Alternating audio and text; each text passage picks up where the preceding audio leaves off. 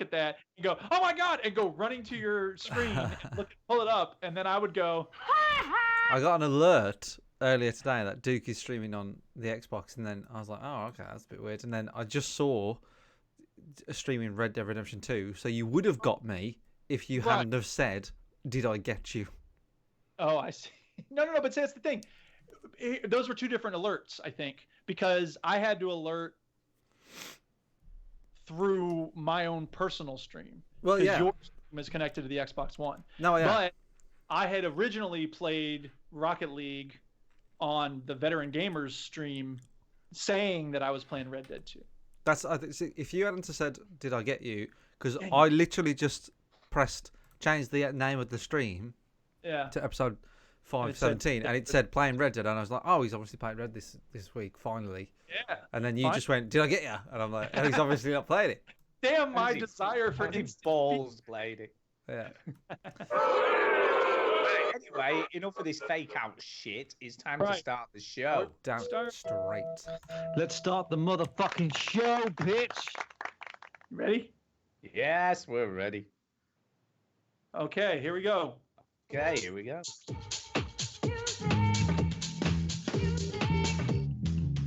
Fuck's sake. I get a strike straight away. Did I get you? Stew story time and Chinny's game breakers. Here comes Duke with the soundbite. Say shots fired! Shots fired! It's the veteran gamers. It's the veteran gamers. It's the veteran gamers. Hello, Joe. Switch that console off before you have to press repeat, yo.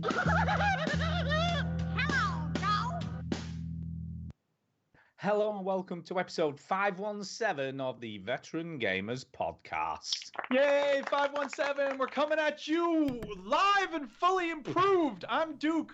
I'm Stu. And I'm Chinny.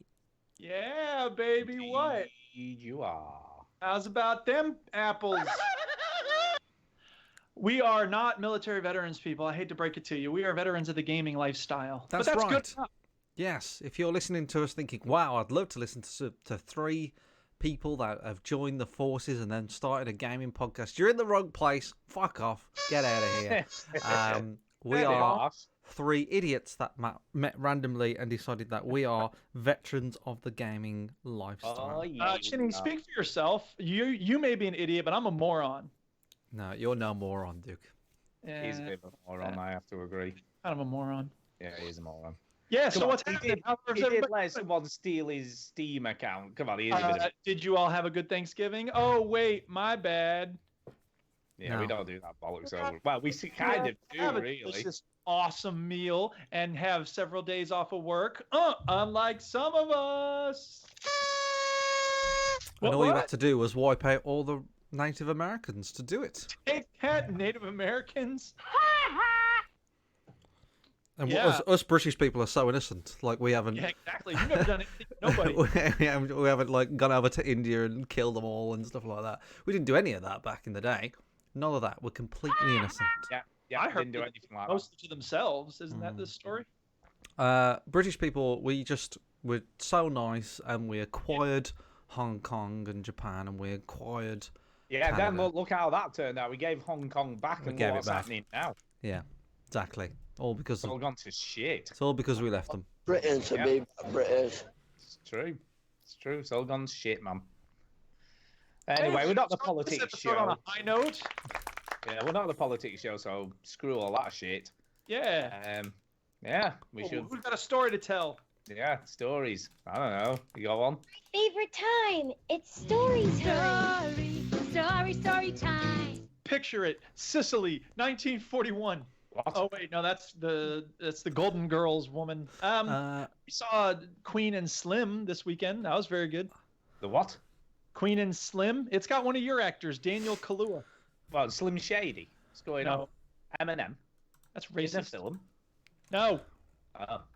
It's a Lena Waithe movie. She's a very talented writer, and I don't know if she directs, but it's a really good movie. I highly recommend it. Queen and Slim. Big thumbs up.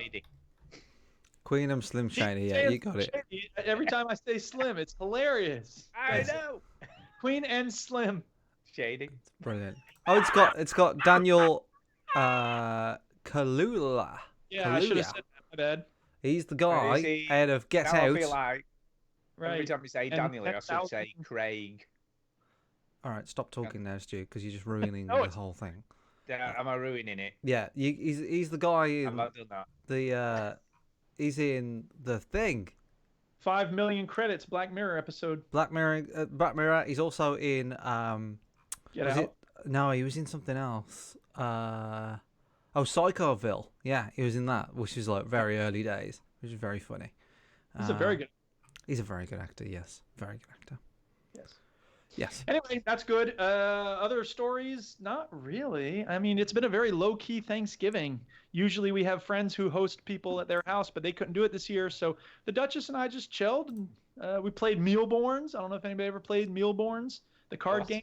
No, Fun. Wow.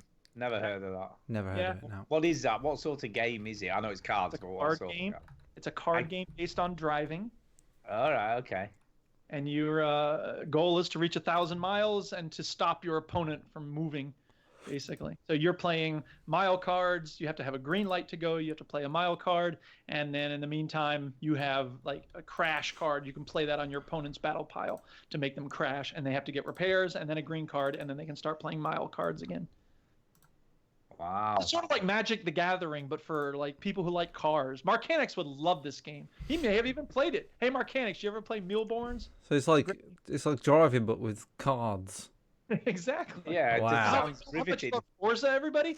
Imagine if it was a card game instead. Wouldn't that be great? Yeah, now can I ask, right? You're driving 1,000 miles, is that what you said? Yes. So how many toilet breaks? Is there a toilet break card? No. Oh, that's a bit weird. Because there you're a- definitely going to need to go to the toilet. Is there Well, so like? you- Deadly Premonition? Do you go to the toilet? Yes, and you shave. Well, and I rest my stuff. case. This game is better than Deadly Premonition. No, it isn't. Is there you need a shit card? Yeah, yeah. That's the same question Stu just asked. Is it's there kind of- is there No, there's no I- toilet Hamburger. I need going to at all eat a in this game. hamburger I card. love this. Let me tell you about this awesome game I love. Is there toilets in it, Duke?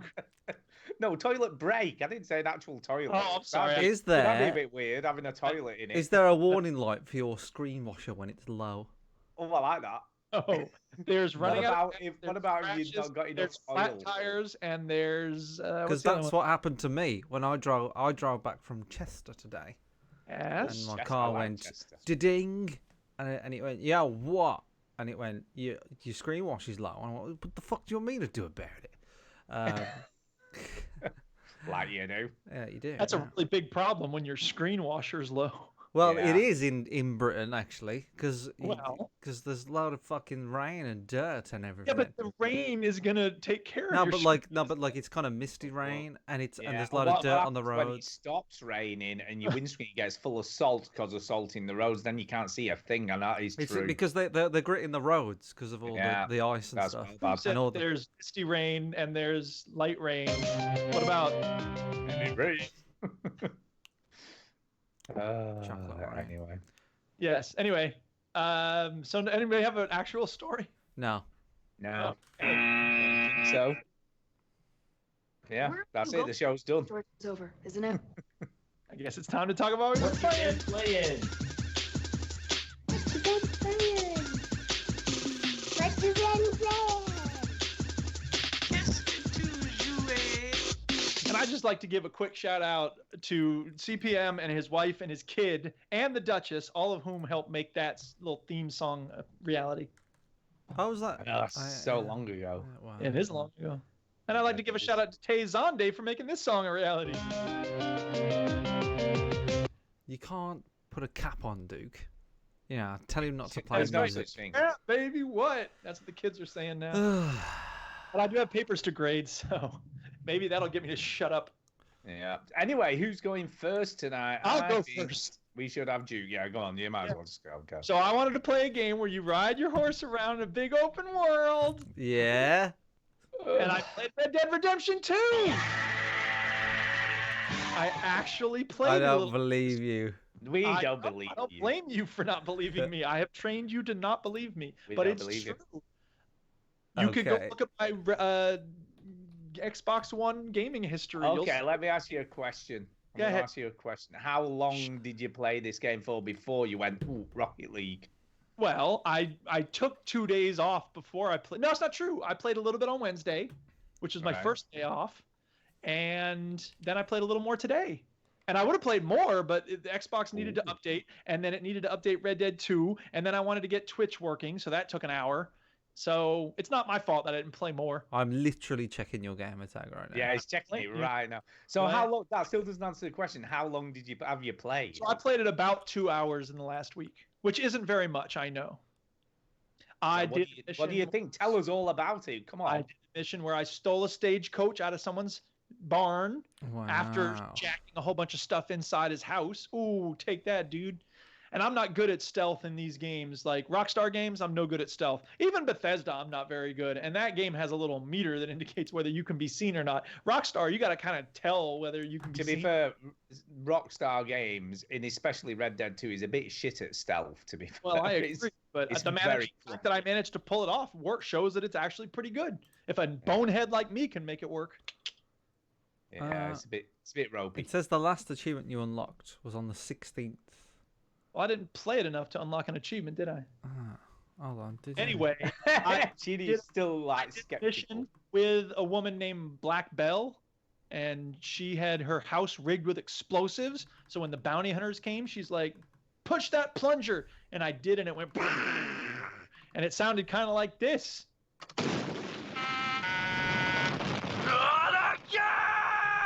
That's the bounty hunter saying "not again." I'll bet it is. Yeah, so that was fun. So- The biggest thing that I noticed was A, it's gorgeous. B, I'm not used to having to you got to keep hitting A to get the horse to keep going fast. Well, yeah. You got to keep kicking it when you're on it for reals. I keep kicking it. I'm like Skyrim, where you hit forward and then you hit shift to make it go fast, and then that's it. No, I can confirm that Duke unlocked an achievement on the 1st of December, which is today. Yeah. So he What has- achievement? I don't remember unlocking any. You locked and loaded. You upgraded each available component for a single sidearm. Okay. Ooh. How about that? You did that today. Go figure. How about that? How about that? I So- wasn't lying for once. Here's the other thing I noticed about the game. It's gorgeous. It's I don't like having to keep hitting A to control the horse. And if there's more than one bad guy or near me when I'm on my horse, I am dead. Sorry, Really? sorry, sorry. What? I'm just kind of flabbergasted by the statistic that I've just found.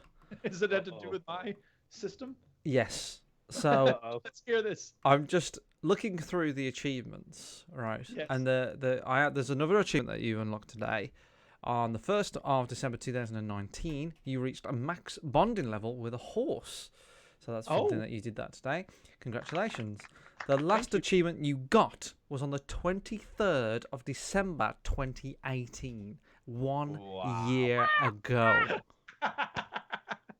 Wow, that's crazy. Unbelievable. crazy. I went a whole year without playing this game, which is a Unbelievable. very good game. Let's not kid ourselves. Jesus But, Christ. but back to what I was saying. Like, if there's more than there's several occasions in those 2 hours that I was playing it where people would just show up out of nowhere. I guess they were waiting up on the hillside or something, and they went, "Hey, let's get them, boys!" And I was like, "Ooh, I'm gonna kill me some bad guys." I shot one of them twice. He didn't die, and the rest of them just dead. Hmm.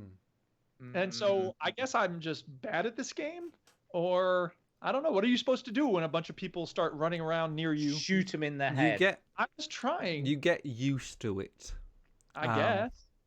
But it does take a bit of practice. Also, the dead eye. I was trying to do the dead eye. I must not have the control right.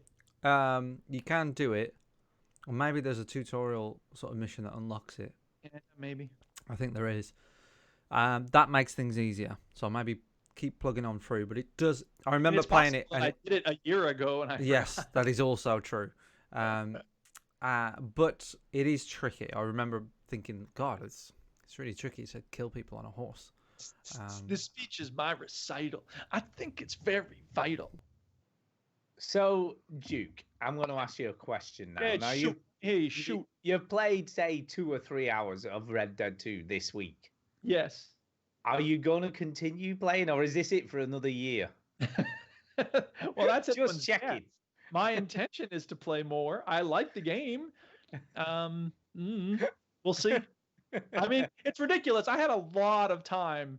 I mean, I also had a lot of papers to grade, which I have been grading. Credit to me. For whatever reason, I didn't play as much Red Dead as I should have. I can't really explain why not.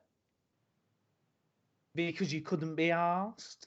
I guess. I mean, that's as good an explanation as any, but it's not as though it's a huge ordeal to go play it. It's just, like I've said before, my default is to sit down in front of the PC. So well, we'll come to that because we have an email regarding that very thing. Yeah. To help you out, dude. So- We're gonna help you out later. So, Eric, Yes. what is your opinion of Red Dead? Any good things that stand out that you haven't really spoke about? Here's something I like.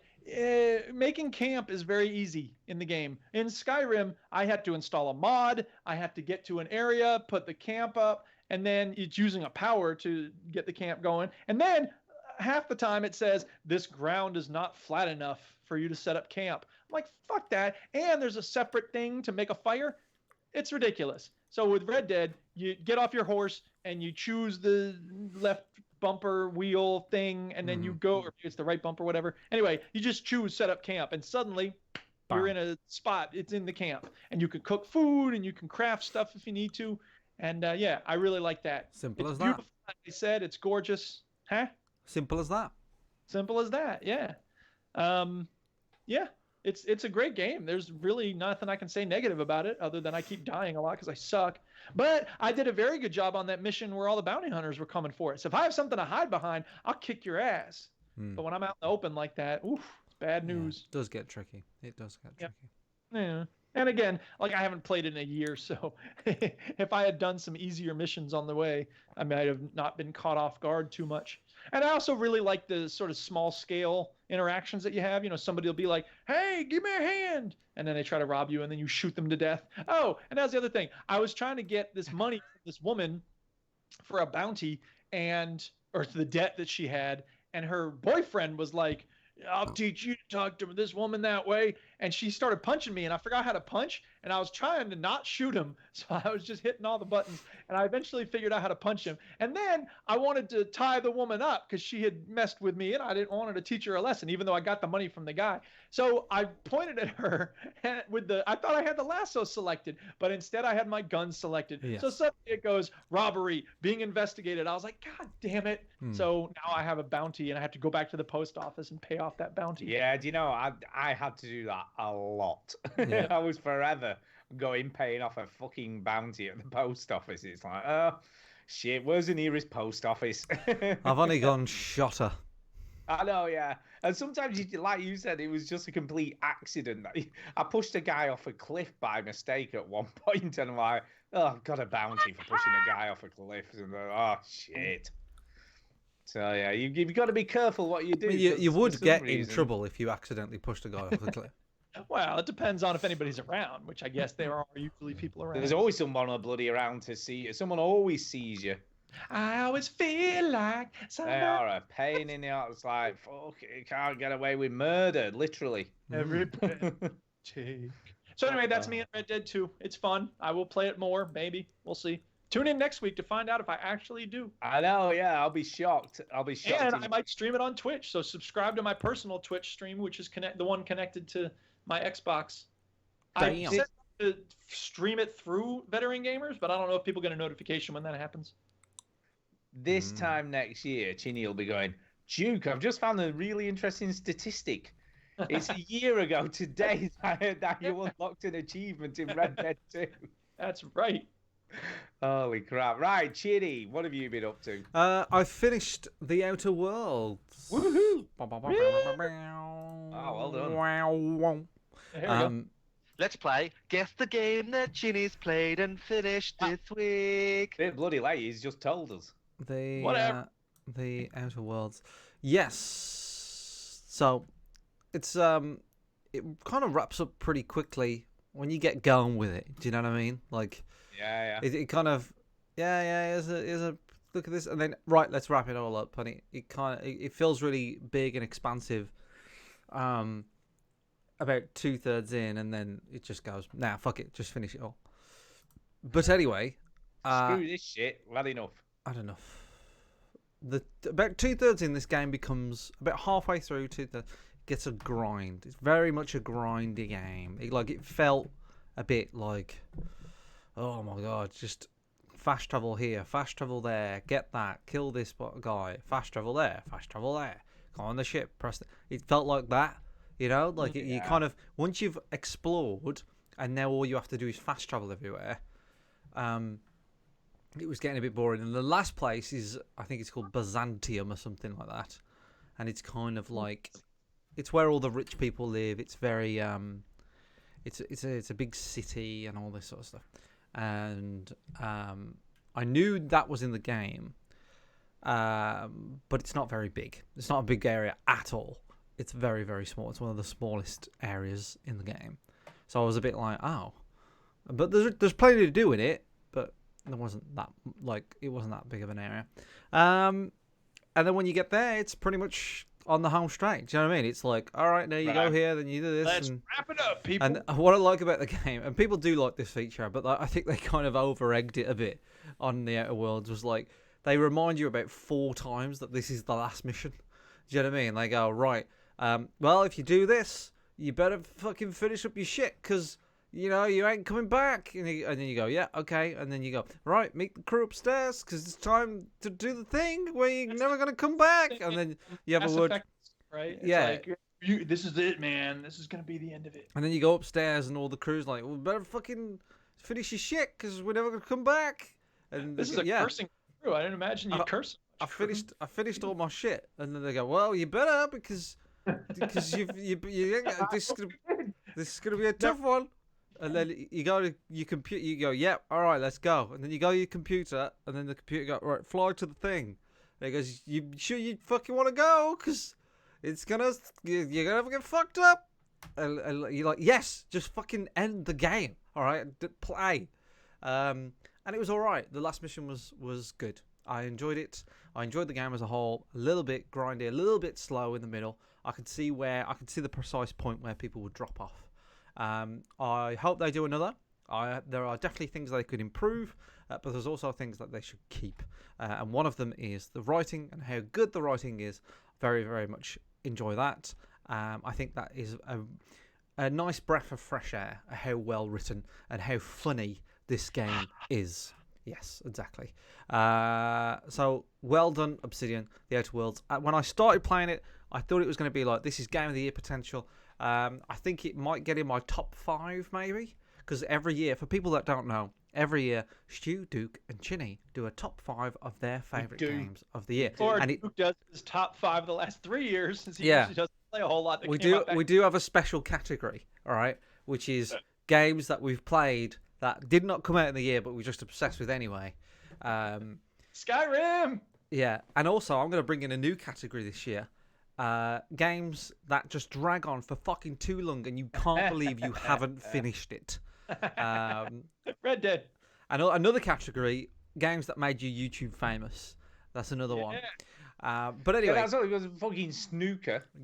You didn't have to say the joke, Stu. Fucking you and snooker, man. Although that's dropped off now, hasn't it? Pokemon.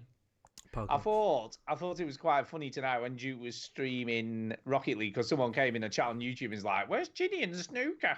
Why is it all snooker?" That's I need to figure out how to get the YouTube comments on my stream, because I can't see that shit ever, and I just know there's people talking to me on YouTube, and I can't see it. Yeah, most of them are, this dude? Yeah, most of them are like, dude? Why is Chinny not here?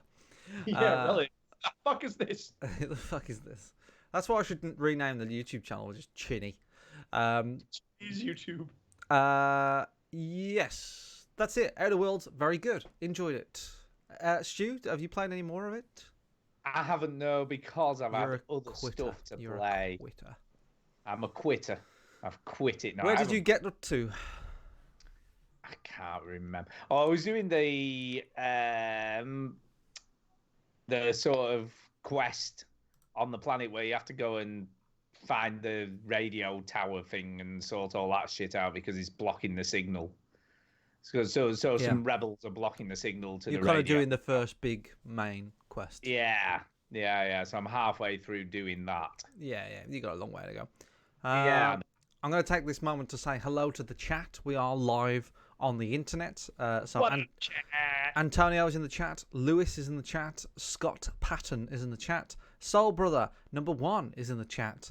Antonio on Twitch is in the chat. The Dullard podcast says, wow, what did I miss? Just tuned in. I think that's tuned in. Duke finally played Red Dead Redemption 2. I know, right? True. I'm shocked. It's absolutely true. And- we're all as shocked. Tuned in as in Tinder, like they're using Tinder to watch the show. Yeah. You do your podcasts on Tinder now. Yeah. Ticket Dark 173 PS4 TJYT Crew says hi, Chinny. His name's Jake. There you go. Right, I'm going to talk about a game that I started and also finished this week. Play the clip. Aw, snap. Here we go. Let's play Guess the game that Stuart Stuart's played and finished this week. Yes, I started. Yes. Beat Saber? No, I started and finished a very highly regarded VR game that came out this week, and I started it and I finished it, and it's called A Fisherman's Tale. The reason I finished this game because it's very, very short. Okay. It lasted Like someone's penis. It really is. It lasted about an hour and a half, I guess. Okay. An hour and a half. I reckon you could probably, once you know the puzzle solutions, I think you could whiz through this in way less than an hour. Well, no one who plays it first time. I played Portal after I learned all the puzzles. I just zipped through it. I did all the research on the internet of all the puzzle solutions to Portal, and then I played it. Who would do that? With the witness, man, I got through that in 20 minutes. It's the big deal. So, the hook with this game Oh my god! I've just realised. There, Hook. I just realised what the hook is, Stu. It's very cool, I have to say. Even though it's only about an hour and a half long, it's very, very clever. So basically, it's probably one of the best puzzle games I've played in VR that uses VR to do the puzzles. So you're in a lighthouse, but you're in a lighthouse inside a lighthouse inside a lighthouse, if that makes any kind of sense. It's like The Room. I don't know what it's like, but it's crazy. It's So you look crazy. out the window and you can see yourself looking out the window. And then you can see a mini version of yourself There's in the same bit. Yeah, in the same room, there's a mini house which you're in, and if you can take the roof off, you can see you in that mini house. It's like when you put two mirrors opposite each other. Yeah. Kind of thing.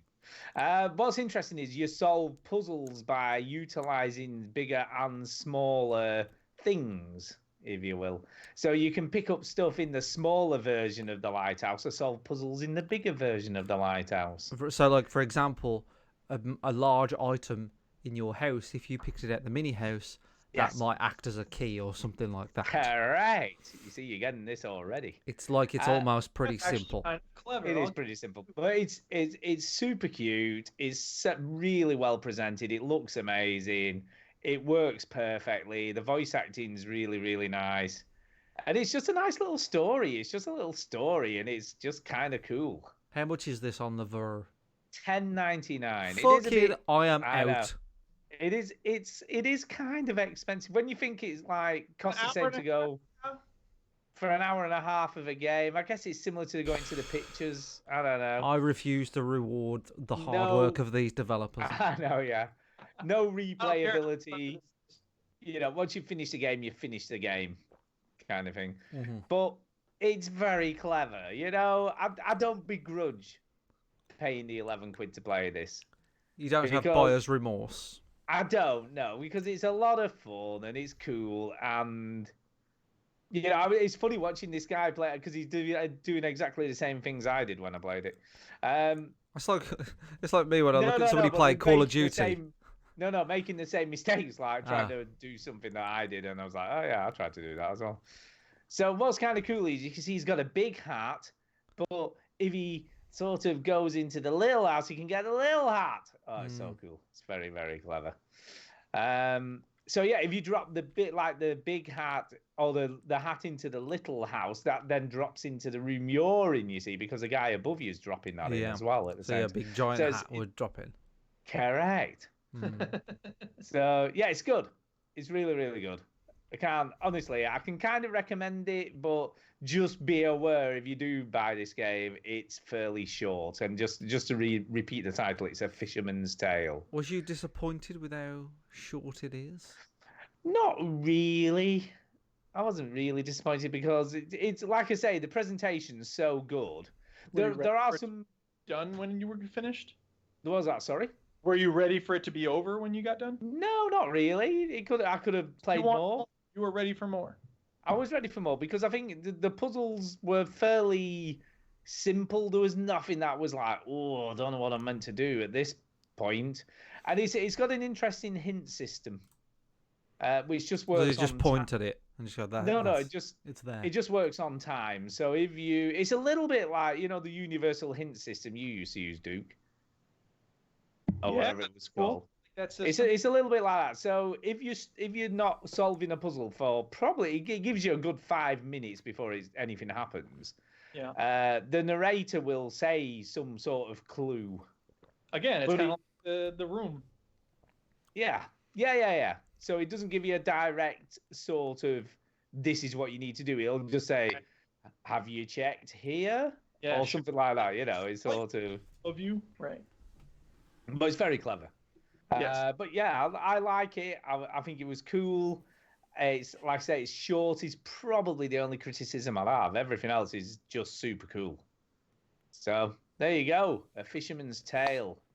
Lovely. Fisherman's Tale. Do you know there is an absolute shit ton of games coming out for the Quest before the end of the year? It's ridiculous how much stuff's releasing. Because people are going to be getting quests for Christmas. That's yeah, and they're going to have a decent library of games. There is so many games on there now. It's getting ridiculous, which is cool because obviously you're beginning to realize that this does have a future Duke, and that people are still playing it. For now. Well, yeah, we'll see. It's selling. It is selling. And they had the first ever sale on Quest games for Black Friday, and it was shit. Nice. So they had the sale, but it was like bundles. So they had all these bundles, but they see. Oh, that was really late. Sorry.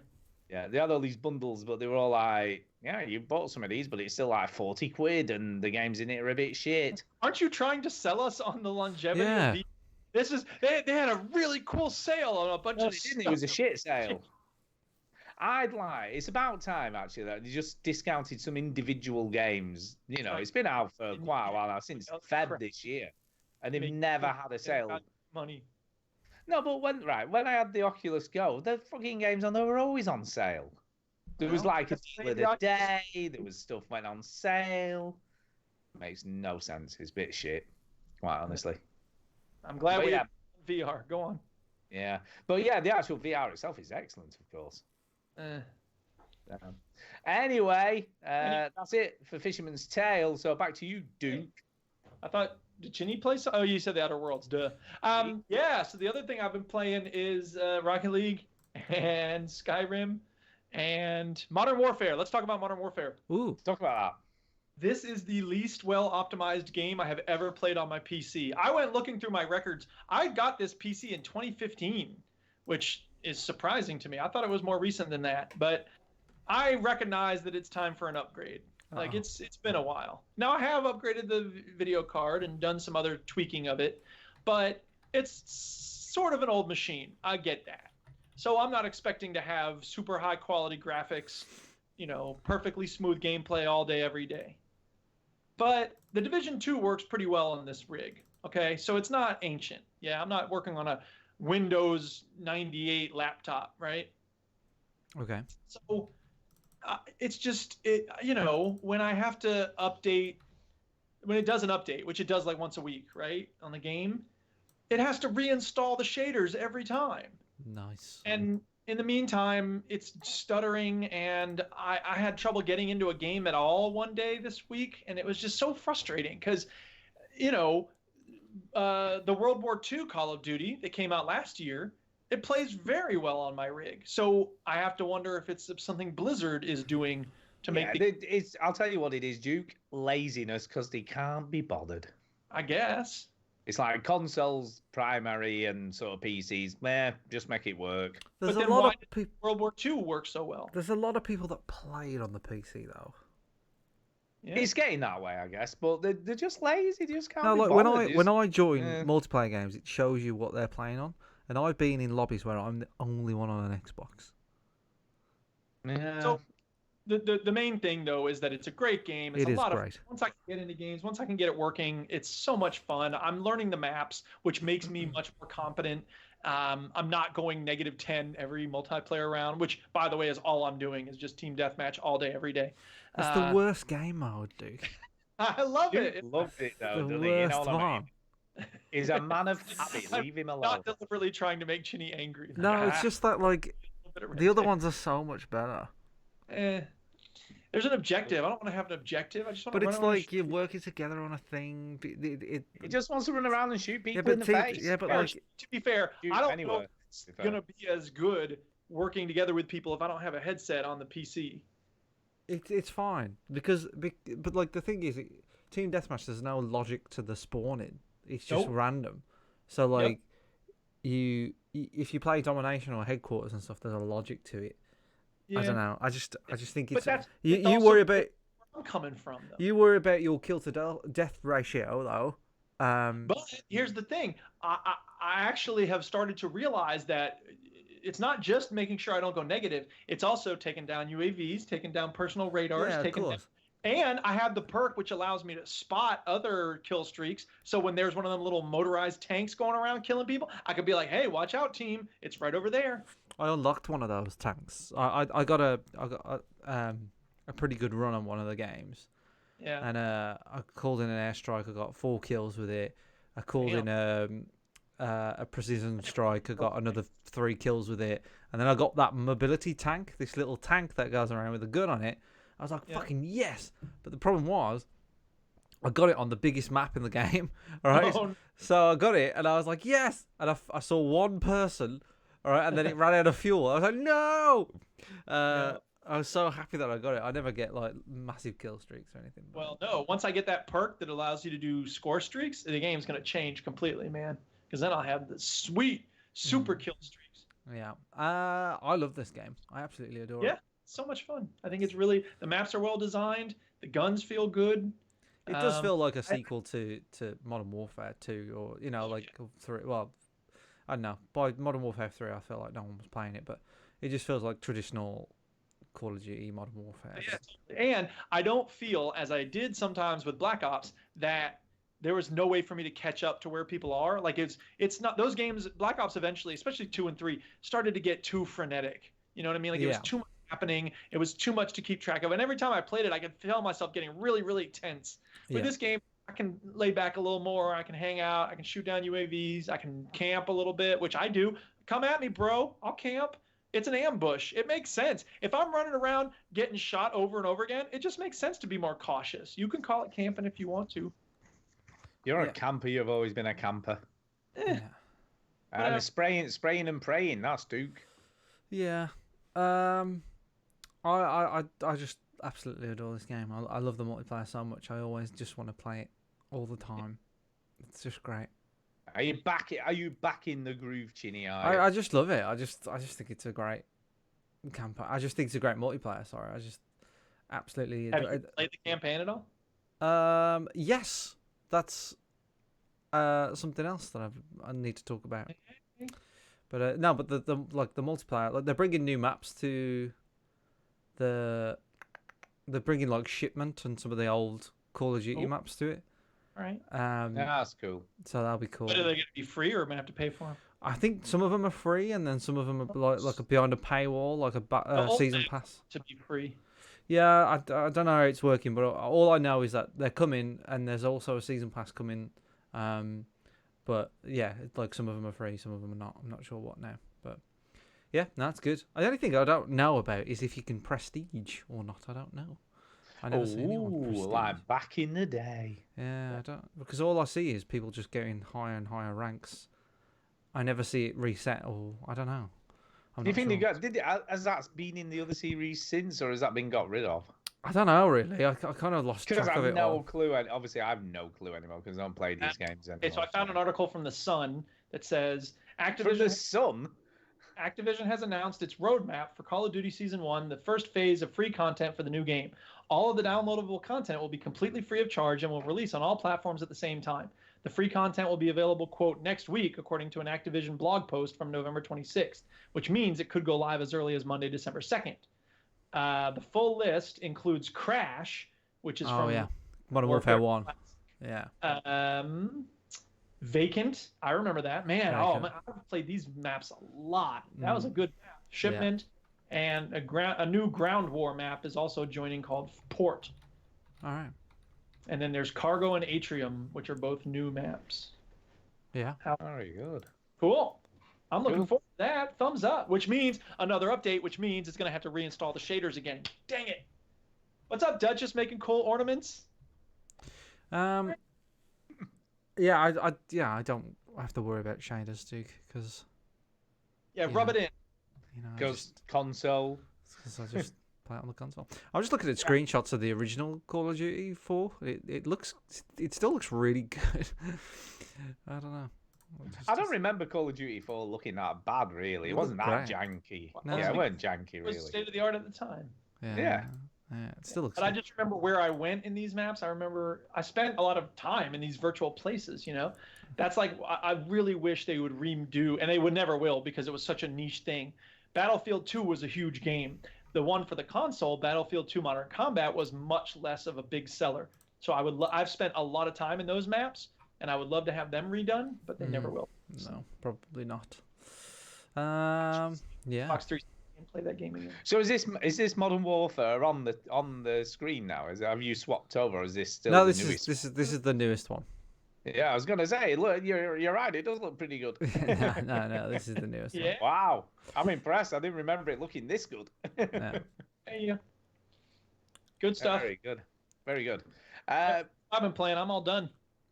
Yeah, I've got a couple more things. Have you anything else, Ginny? Yes, it leads Oh, very. well, It sorry, leads. go on. It's Call of Duty basically. All right, okay. Well, carry on. Just carry on. Well, it's the single player. All right, okay. I have finished it. Woo! Damn, that was fast. That was fast. Smashed it. It's probably quite short, is it? Or has It's it? about 6 to 8 hours ish. So Yeah. not like some VR puzzle game bullshit. Yeah, none of that. It's a really, really good campaign. Really, I enjoyed it. There's some great moments in it. There are some shocking moments. There are some, kind of moments where you feel like they're reaching for the old, no Russian kind of moments.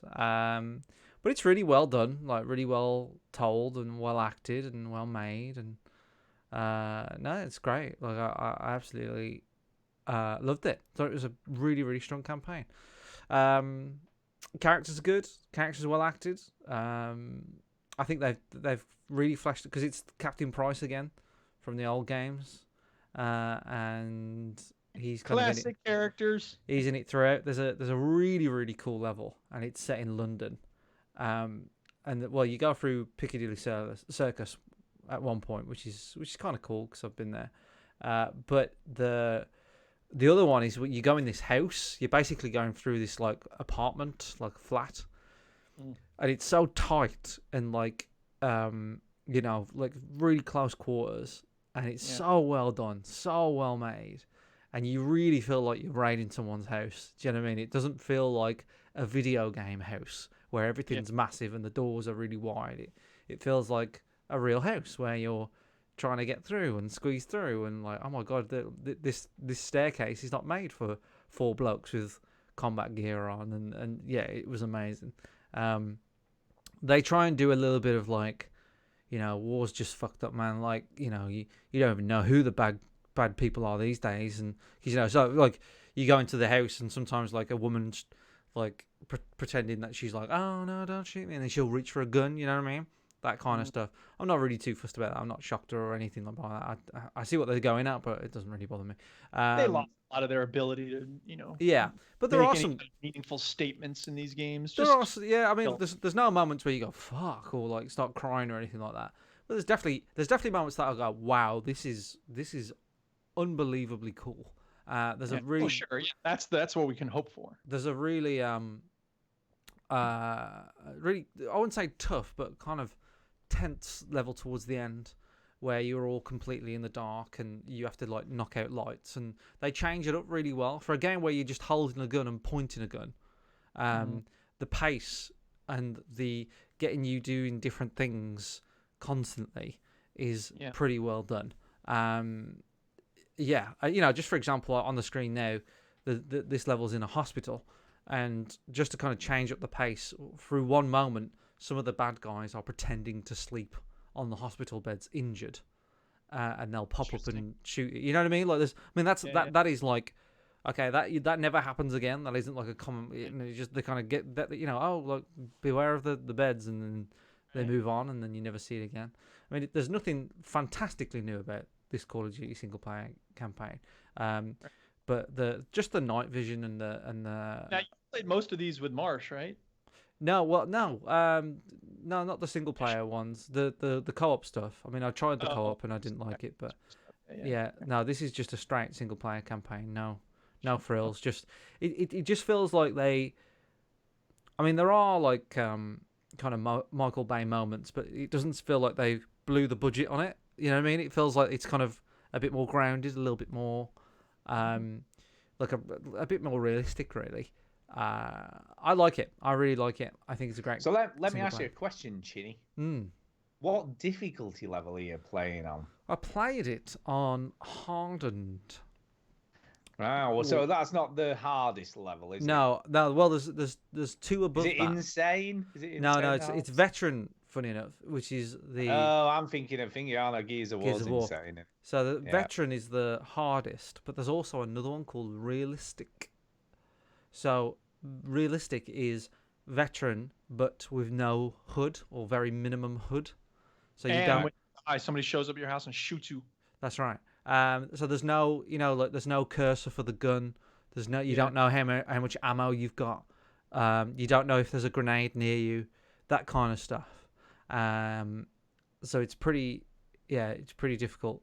But I didn't really give it a go.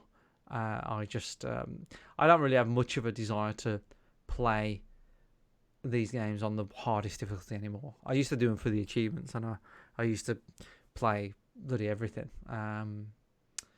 All the Call of Duties on veteran, but I just don't bother anymore. I know, that's why I asked, because I know you used to, but you're getting too old for that. I am a bit. I played on hardened though, and hardened is kind of hard enough. Where it's like, this is. Did he still grenade spam you all the time? Has that stopped? No, not really. Yeah, I mean there are grenades, but there's not as many. It wasn't undoable. It was tough though. I died quite a lot on hardened. It wasn't like I just flew through it. And I did a bunch of the. There's like what I miss about Call of Duty is like there's loads of cool achievements that they give you to do. So when I finished the game, I went back and did a few of them, and like one of them's like shoot 2 people at once at this point, and kill one person in kill one of every person in every shop at Piccadilly Circus and stuff like that. They're quite fun. So I did those. There's one level where you have to pretend that you're a worker, so you have to pick up a breeze block, right? Right. So you pick up this breeze block, and then about 2 minutes later you drop it, and then you carry on with the level. But it's called companion block, and you get an achievement if you take that block all the way to the end. Nice. So it's like a nod to Half-Life and Portal and all sorts of the Gnome achievement in Half-Life 2 Episode 2. So just little things like that. So I did all those. It's good. It's great. I really like it. So you got Captain Price. You got a new character called Kyle, who's like a young guy from London. Really good. Pleased with it. Happy with it. It's good. Call of Very Duty. good. Call of Duty Modern Warfare. Like I say, I cannot remember the last time I played a Call of Duty campaign. I can't even remember. I think if you played this one, Stu, you'd have a good time. You'd be like, fucking hell, this is a movie, man. This is just a fucking movie where you shoot now and again. Yeah, maybe. I mean, you look at Dunno. the video right now.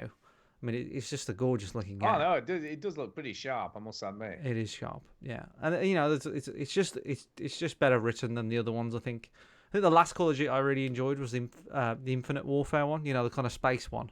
Yeah. And it had Kit Harington as the bad guy. That was probably the last one that I thought was decent. I didn't really like the World War II one that we got last year. The single player was like just meh, weirdly enough. So, yep, Call of Duty Modern Warfare single player is good. Going to carry on playing the multiplayer.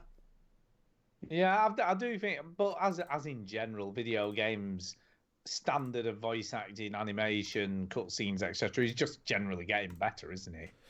Indeed. You know, that's Especially one of the things. VR voice acting and animation. Yeah, it just gets better and better. It's I've been playing some more of Star Wars Jedi Fallen Order. Yeah. I've been playing quite a bit more of this. I really like this game. It really is Uncharted in Star Wars universe. Somebody explained it to me as it's kind of like Tomb Raider with lightsabers a little bit. Yeah, Tomb Raider, Uncharted, lightsabers, climbing, exploration. The areas are just enormous. You know, these areas that you get to explore, and they're so well designed. Yeah. So what will happen is, right, I've just got to the next planet, which is the Wookiee home world. Mm-hmm. So that's where I am now. It's called Kashyyyk, dude. Read a book. Anyway, that's where I am.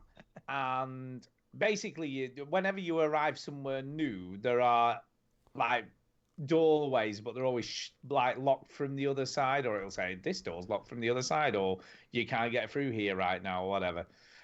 As you explore around the other side, you can then open them, and they become shortcuts to get back to other areas quickly. Yes. So it's very well designed. You know, they've put, you can tell they put a lot of thought into how these, and I want to say dungeons. I don't really know how to describe it. It kind of is. A lot of them are.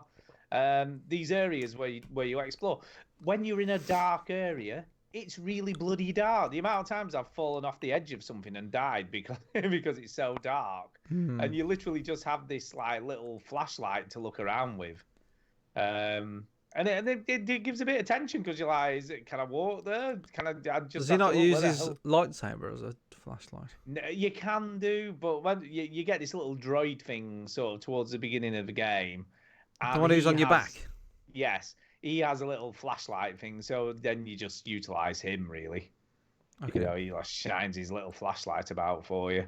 But yeah, it's very, very good. The combat's really cool. The exploration's really cool. The climbing mechanic works really well. Pretty much everything just works. You know, the voice acting is great. The sort of, even it's sort of cool when you jump into light speed in the spaceship, you know, to go to the next planet. Just even that's just authentic, you know. Yeah. Yeah. It just feels like Star Wars. It kind of sounds like it's not doing anything new. It's just doing everything right. Yes, that's a really good way to describe it. It's not doing anything new, but everything it does is slick. Yeah. You know, everything's slick. The graphics are slick. The voice acting's brilliant. The scripting's pretty good. The music's great. You know, obviously, once all that orchestral stuff starts kicking in when something big's happening, it just works. Like little mini boss fights. It's good. It's Well, really you'll be pleased good. to know that I have this game. I know you do, I and you've have obviously it. just finished a game, so Yes. maybe it's time to put that one in and play. I think it is. I think it is. Or finish Assassin's Creed. Oh, no, no. Why would you? Oh, You're getting as bad as Duke. Yeah, I would happily recommend this to anybody. You know, anyone who likes third-person action games, you can't go wrong, really. There's no reason not to. Well, there isn't a reason not to, because I think that's a double negative, so that kind of doesn't work. So is But there this what isn't you've a been reason. playing mostly of? Yes, this is kind of it. Yeah. You know, it's like, This is what taking am I you gonna do? away. Ooh, Star Wars. This is taking you away from the Outer Worlds. Yeah, you know, it's weird, the Outworlds, because I've not played anywhere near as much as you, but it was already getting a little bit grindy. But I'm all right with that. I wasn't too concerned, you know. But Yeah. I think I could see it getting to a point where it's like, oh, got another go to A, collect B, go to C mission. Yeah. You know, there's quite a lot of those already. So, but that's fine. I don't mind that. But yeah, I will get back to the Outworlds. I've still got to finish Control, which is another very Wow. highly rated You are a game. bad Which is, video game podcaster. well, do you know, Control? I have a love-hate relationship with Control. That's like my because the relationship last- with you. I know the last time I Because of played it, Janet Jackson. it has a bit of a shit save system that I'm not overly keen on. Don't you have to in go to Control. something? Yeah, I'm not overly keen on, right, because I battled my way through all of these fucking things, right, and it's not an easy game to play. It's tough. You get attacked by a lot of shit, and I got all the way through, jumped down and I had to jump down this like lift shaft. So I jumped down all this lift shaft, got to the bottom, literally was about to activate, you know, got to a place where I could activate the next save point and got killed, and then I have to do the whole of it again. And I'm like, oh God, it's soul destroying. You know, when you think, shit, I'm going to kill all those enemies again to get to that same point. Mm. And he does these auto saves, but all it saves is if you've opened a box or something, you know, or picked something up that's pertinent to the story. Yeah. Oh, so I love Control, but I just hate the checkpoint system because there isn't one. You know, there is no checkpoint system. It literally is about, you know, unlocking these save areas, With you. which are also fast travel points as well at the same time. Right. Okay. So I do like Control, but it's a tough game, and when you've done all that like work to get killed and have to do all that work again, I hate it. You know, like video games, it's like shit. I don't want to do all of that stuff again. Yeah. So what you're gonna do is just one of them. But yeah, it is good. So I will get back to that and finish that. And I've still not. I started Judgment and played about half an hour of it. Yeah. You was excited about that game. As well. I know. I've had a really crap year this year where I've just It's not that finished DJing stuff. fucked you up. Oh, the DJing lately has. Yeah, I could have finished loads of games. I haven't been mixing. Yeah. But that's taken a whole lot of my time as well. That's the problem, man. That's the Because once you problem. get mixing, like an hour just flits by. Yeah. You know, and especially like I'm learning at the moment, trying different stuff, trying to drop samples in, you know, trying new stuff all the time. And that's the cool thing about learning to do something new. You're just learning, aren't you? Hello, Joe. There you go. That's a new sample. I'm going to drop that in for Duke every now and again. Yeah. Yeah. So DT, you're sending me Duke. Emailing me, so I've got a decent version of that. Yeah. So I'm going to start. Yeah. That's my next mission with. Can you DJ sample is- a bit for me? Yeah. What do you want? What do you want? I like, putting in? you know, when Lisa says she's a lizard queen, Duke. Yeah. Yeah. Can you send that to? Yeah, I need a sound file, Duke. It's no good sending me Duke will YouTube. sort it out. Yeah, sort it out, man. Ugh. Send me sound Like, I file. don't have enough to do grading these papers. Shut up. No, Send you me don't. sound file. Help you to figure out how to get sound off of YouTube. Seriously, you don't know how to do that? No. I've not done that for ages. Just sort it out. Put it on your to-do list with Yeah, Red Dead just Redemption send me a 2. few samples. and You've I'll got drop them nothing in. to do, Duke. Yeah, Duke. It's not like fucking busy grading papers or anything. He's gone It's quiet. fine. I know, yeah. By the way, Chinny, there's something I Here, didn't tell use you. that website. Oh, Okay. for God's sake. Chinny, there's something I didn't tell you at the start of the show. What's that? You weren't here when I mentioned it, but I won't be here next week. Oh, I'm away. I'm on holidays. you just missed the sound clip. Yeah, way to go, Stu. Yeah, sorry, whatever. Yes, I'm on holidays next week, Chinny. Right. So it's my 25th wedding anniversary, so I won't be here. The 8th of December. Yes, that is correct. Yes. Remember the 8th Yeah, of I'll be December. here the week after, but next week I'm in Budapest. All Can you right. incorporate this into your next mix, Stu? I can try. That would be pretty I don't know fucking- how that's really going to work. That would be sick. I'll Right, so see you're what not I gonna can get around. do. We'll talk about it after the show. Okay. Anybody else got anything else to talk about with games they've been playing? Yes, I played one more game. Christ. It's very quick though. This is a very quick game. I played a game called Fear Incarnate, which was in the Fear. That's a great game. Fear 2. Fear Incarnate, which was in the Black Friday sale on the Oculus Go, but it's Quest compatible. Right. So it cost a whole 49p. Ah. So it was very expensive. And it's quite an interesting game. It's an infinite runner, but not. That kind of makes any sense. So basically, it's a kind of like Dead Space vibe going on. It's a first-person infinite runner. It is, but here's the thing: you only run when you pull the trigger. Okay. So stuff's always going on around you, but you can actually stop. Okay. But obviously, you're being timed all the time, so the sort of quicker you do How stuff, do you the move left better. and right? By pointing your flashlight in the direction you want to go. Right, okay. So obviously you have a flashlight, which you point where you want to go. It looks pretty good. It's pretty spooky, you know. These weird ghosty things start coming at you and things. And it's basically, if you touch anything, you're dead. Yeah, it kind of looks like you're running. It's a first-person Dead Space, but you're running away, and there's lasers and fires and shit in your way. Yeah, and the electric stuff and ghosts and stuff. Yeah, it's good. It's actually pretty good. I didn't play a lot of it. I played it for about, I don't know, 15, 20 minutes. But yeah, it's good. It's hard. It's pretty tricky. Well, there you go. You see some weird dude just run past. You're not selling me on on VR with this game. Yeah, this is.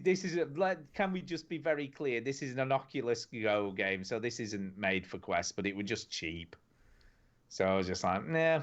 You know, there's a lot of this sort of stuff on Go. So there's a lot of shovelware garbage. On the Go, there is not on the Quest because the Quest is all curated, so they only allow decent stuff on the Quest. But You this wouldn't is on find the. good VR system. But this is Quest compatible. Yes. compatible. Yeah, but they're so quite a few Go games are Quest compatible. So now. you could say that the don't you shovelware understand, Jimmy? made it you can on you the can Quest. get shovelware. Yeah, you So can the get Quest shovelware. has shovelware on it. It kind of does. So it's you not know. all curated. Indirectly, it has shovelware. Right. So the But Quest this is fine. I mean, to be fair, it isn't that bad. It looks all right. I'd rather just sit and look at my phone for 20 minutes. Yeah, no, I agree. But You you can know, play it an is, runner on your phone. Or Yeah, play but you're Temple Run. but you're in this. You're in it. Yeah, but Temple Run, I'm in it. You're not really. You're not really in it though, are you? Phone games are better than VR. We've established that. There you Two- go. There you go. You've heard it here first. Yeah. And that's it for me. Apart from mixing, doing a lot of shitty mixing. Nice. Good, decent mixing actually. Not that shitty. Choose fast. News. Is there any news this week? I don't know. Let me have a look. I don't Yes, think so. there is some news. Oh, There is thank some God. news this week. Thank God that. Yes, veteran Assassin's Creed developers join Google to work on Stadia games, so they'll be good. You know, lots of things to unlock and In 6 evil- months. Yeah, they'll just be Yeah, right, like releasing 3 games that years. look like releasing games that look like Ubisoft. That's kind of doing that. Some other news this week. This super quick news. Other news this week. The Valve Index has sold out in America and Canada following the announcement of Half-Life Alyx. So, yeah, it's worked. People have gone and bought loads of indexes that cost $1,000 each. So who knew? God, because they're going to have lots of games beyond Alex. They're just going to have so much fun playing so many different games other than this one game that's going to be the console seller. They're not going to regret that decision at all. Come on, man. There's a lot of other good games to play already on VR. So, you know, you can There's just... this cool runner game I saw where it's like Incarnation of Fear, and you're like trying to avoid laser beams and stuff. It looks pretty awesome. good. Yeah. And there's a lot of that on the VR, I hear. Do you know what? You're just so Dang, it's goddamn like stupid and we hate it. cynical. Yes. You just, I don't know. Not Do you cynical, know I'm what? taking notes. Do you know what you can play in VR? Skyrim, oh my god. Skyrim. Come on, how could that not be a fun to play because bad you can't thing? move around the way you normally do. Oh, You have to that's 'cause you're in teleport, VR. which is stupid. But anyway, there is a RPG on the VR that's getting a lot of praise called Asgard's Wrath. Okay. So yeah, so you go sit down in your pipe and smoke it. What Because kind of game is it? It's a full-on RPG. It's about 30 to 40 hours long. How do you move in it? No clue. Well, I haven't played it, man. I haven't got something that's compatible to play that game. so you have one of the most expensive VR headsets I in the don't. market, I and don't you have can't one play of this. them. I have one of the cheapest VR headsets in the market. Whatever. Mine's cheapest. Cheap. Mine's cheap. Well, it's actually the same price as an S, a Rift S, but you need a fancy old computer to run that. But anyway, I'll be upgrading next year so I can play Half-Life Alyx, so it's all good. Yeah. Yeah. So there you go. So yeah, there's stuff there. So stop being so cynical and take your head out your arse, man, because VR is the future. Yeah, Not my future. You can have this future if you want. Not mine. Final bit of news this week is To the Moon's third installment has been announced. Oh, snap. And it's going to be a time loop tragic comedy, murder mystery thriller. That's called, way too many things mixed into one game. Yeah, Imposter Factory. I still haven't finished Finding Paradise. Or No, I haven't, weirdly. I should have finished that as well by now. Mm-hmm. So anyway, it's called Imposter Factory, and it's going to come out next year, and apparently it's going to be totally bonkers. And although it is connected to the other two games and will be the final one in the three, you could kind of play it on its own, apparently. It's sort of, you could be played standalone without having played the other stuff. Well, all right. So there you go. And that's it. That's the news. Woohoo. We're done. News. Okay. This is done. Right. On that note, I think it's time for some emails.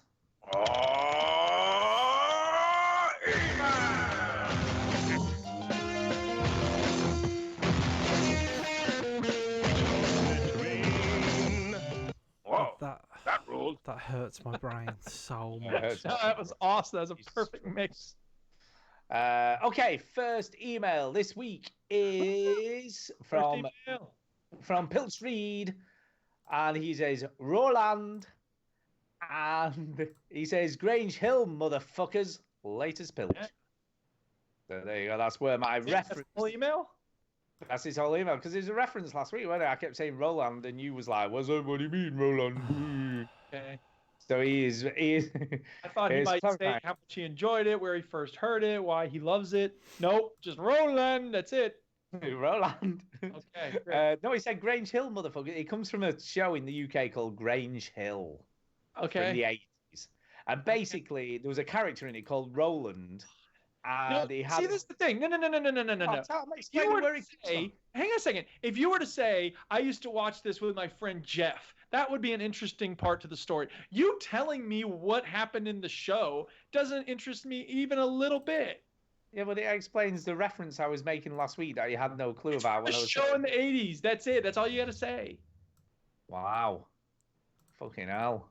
Somebody needs his get well breakfast. I'm always trying to bring and explain the reference for you, so you don't. I had explained the reference. I can't wait to hear it now. Go ahead. Wow, fuck me. It would only take okay. 10 seconds.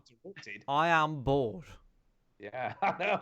So basically, also, don't explain it. There's a character in the show called Roland. And he has a best friend, which is a girl who follows him around there, and all the time she just goes, Roland.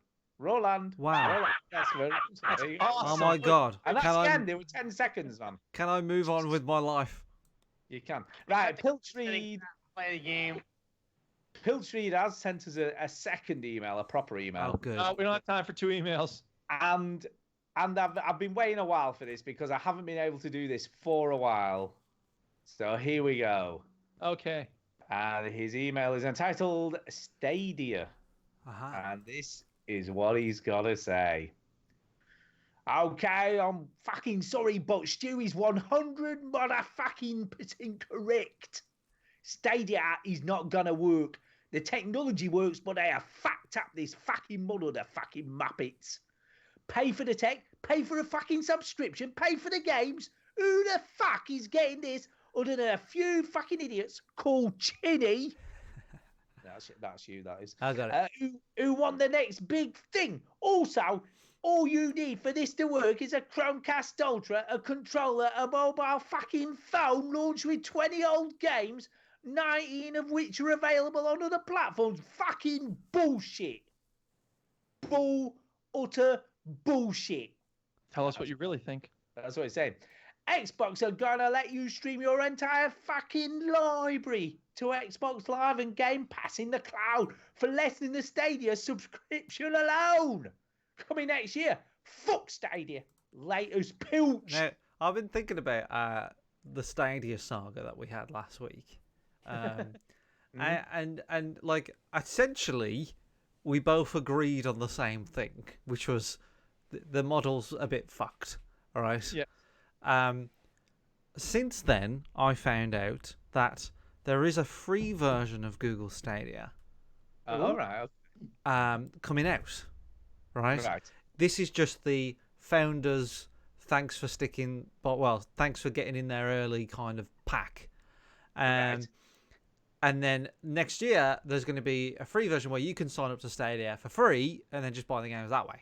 Right. That's the model. Okay, so you don't have to pay to play. No charge. So that So basically, what you're saying is you gave us bullshit information. No, I week. gave you. I didn't give you any information. There was information that I didn't know You that I said you didn't. had to pay for a subscription. No. to What play I'm the saying game. is there was information that I did not know that I did not give because I didn't know. All right. So what you're saying is you didn't do the research. I'm telling you my experience of Stadia. All right. I have since learned that next year they Okay. are launching Yeah. Stadia to the masses, and you Stuart could sign up for Hey, Stadia Stuart. for free, but all Yeah. you miss out on is the kind of pro section. So where you get like maybe every couple of months they have maybe they have a library of free games, but that's only available to the pro people. But then the people who pay fuck all, they have to buy Just stuff. check. Whoa. Just on a second here. So is this a fact? Are there going to be a free library of games for the pro people? Well, eventually, Or I is think this there will just be. you speculating? I'm speculating, but Okay, I mean, let's just be clear on this. technically, there is already a library of games that is free if you purchase the founders pack, because there are two, right? That's, So I don't think two, yeah, but I think it's constituting. if there a are two library. books in a library, it's still a library. God damn it! Right? So what I'm saying is, I reckon over time. Over time, yeah, but I think the pro thing mainly gets you discounts, is what it's getting you, and you can stream 4K and all that kind of stuff. The free version you can only stream 1080p, which for me is fine. Like, I don't know why you need 4K streaming. Yes, so that's what it is. But also, I think Pilch is right that the xCloud Xbox are going to let you stream your whole library. So everything that I have on Game Pass, Yeah. I will be able to stream. Which you don't even have to pay for. Which you don't have to pay for, which will shit all over Stadia. Yeah, well, What I'll also say, all right, is that Yes. the way we are talking, Google is the new kid in town, right? Do you remember when Xbox came into the mix? Oh, yeah. And everybody was like, what the fuck? So it's Yeah. like, just be. All I'm saying is, But- it's fucking but Google. Can So I just clarify something? they're never here? out they're never out of the Can I count. just clarify something? Go on. Here?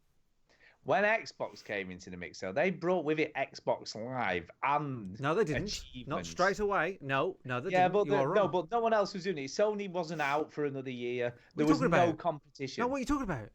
The PlayStation 3 didn't come out for. I'm talking another about the year Xbox, after- the original Xbox. Oh, the original tank, though, didn't it? Well, that's what I'm saying. Yeah, so Stadia's going to tank. Is that what you're saying? No, what I'm saying is, right?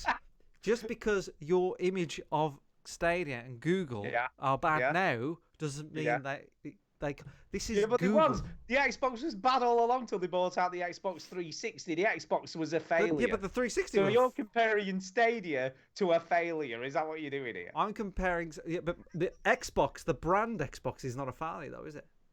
No, but it was a 360 that turned all that shit around. Well, so. Yeah, but they'll need to bring out another version of it. Then Well, in, but I don't not know, 4 another years' version. time. But not a version. It's time. All right. Nah. Again, yeah. right? I want to make it very Yeah. clear, right, that I'm Yeah. going to cancel my No, we're just Stadia. gonna Listen, disagree on listen, this. listen, listen, Pointless. listen, listen. Pointless. I am going to cancel my Stadia in February, right? I'm not Okay. going to have it anymore because I think it's not very good. I want to make that clear. I also want to make clear that I am a big, big, big fan of Game Pass. All right, Exactly. I love Game Pass. It's how I live. All right, at the moment, and the fact that they're making that streamable with xCloud and everything, I think is like a game changer. It's like it's going to shit over everything. All right. It is. So I think Microsoft are doing very, very well. All I'm saying is the way we look at Google now going, what the fuck are these guys doing in the gaming industry, is the way people looked at Xbox and Microsoft in 2001. Okay. There you go. We'll see what happens. We'll have to Watch wait this. 20 years, but we'll see what happens. I think the problem is what is exactly what you're saying. I think before Stadia manages to get a foothold, they're gonna get trumped by Xbox. Well, I think that's why they released it so soon. Yeah, but everything leads to Stadia got released a bit early. Is kind of how it feels. I get you. Look, I totally get you, and I know we had all this discussion last week, but they should have still thought, shit, we need to get people in. Let's give people stuff to get them in, and then once we've got them in, we can then expand on that, rather than, no, we're going to charge you $60 to stream a game. Yeah. They should have thought about all that shit It's as not well 60 as yeah. releasing early. Yeah. They should have done. You've still got to buy a thing, though, haven't you? Yeah, which is fine. Look, No, sell no, us a controller, the- sell us a Chromecast Ultra, whatever. The whole point of Stadia, though, is that like it's all, you know, it's in the cloud. You don't have to do anything. Yeah, of course it's in But, the like, cloud. they But still look, have to sell you a say, controller. Your point, though, give us is like just let me log in and I'll play Yeah. on my keyboard and mouse, or if I want, right, I can Yeah. play with my Xbox controller on my browser using Stadia. So what you're saying, Stu, is if you wanted bums on seats, just let me sign up to Google Stadia for free, use my Xbox controller, connect it to the PC, and just play Destiny 2. No, and give me a subscription model where I can just play whatever I want. Well, that's what I mean. But like, Yeah. but you'd still have to pay for it if it was free. Yeah. Look, I'm quite happy to pay a subscription to have a library of 200 games to choose from.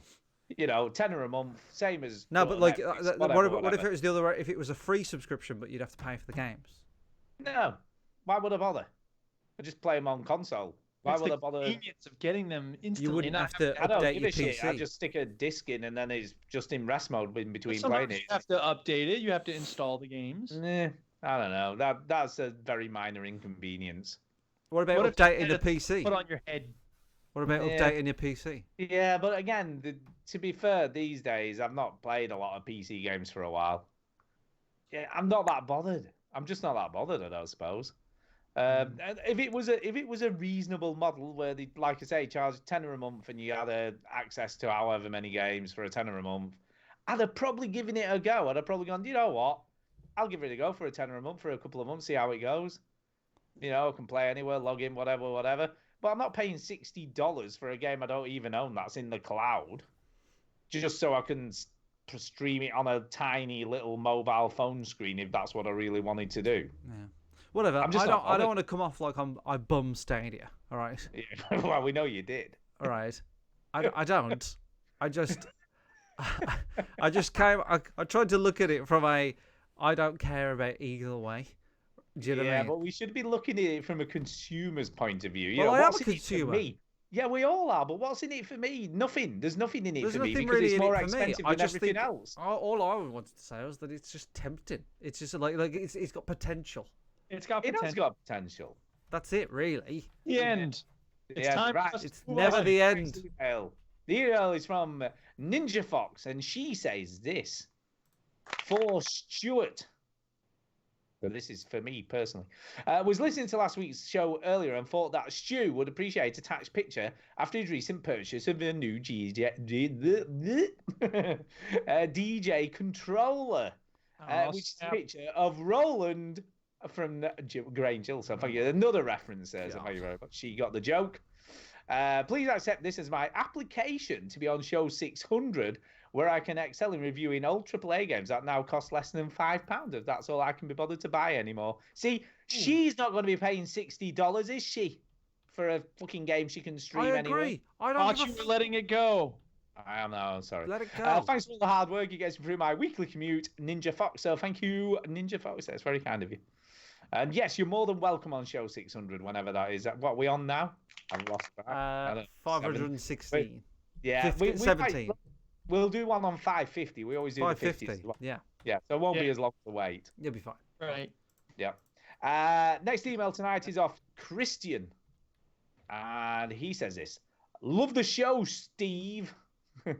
Steve. Yeah. Was there some reference to Steve last week? I can't remember.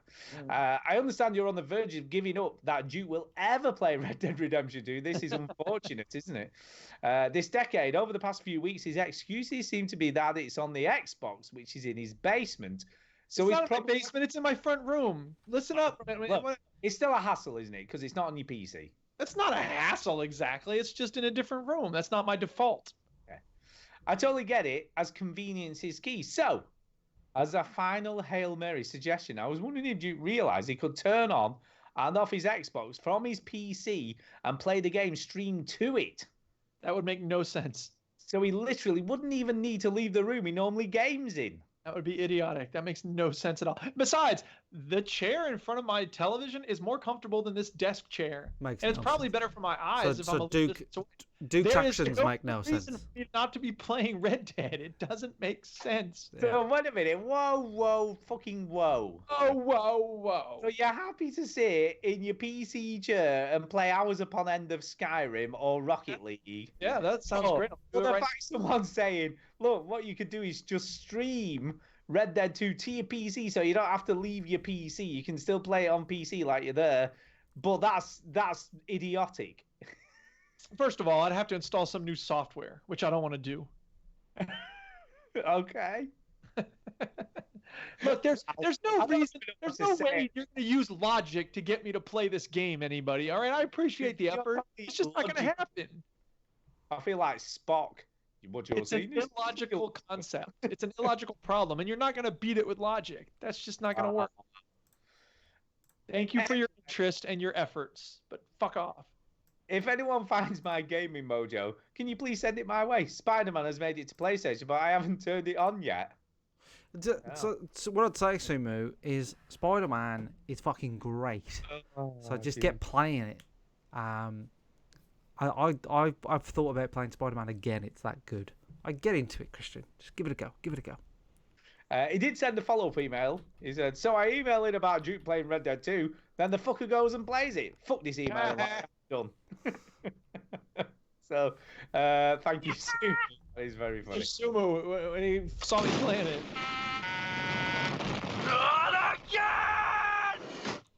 Okay, next email tonight is from Lewis, and he says this. Hello, veterans. Hello. So Christmas is here and the decade is almost over. Yes. Which is weird, isn't it, when you think about that? Ooh. The end Yeah. of another decade.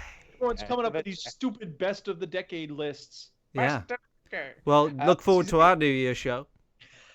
Which is a bit strange because it doesn't feel that long since 2010. But Skyrim is the best of everything.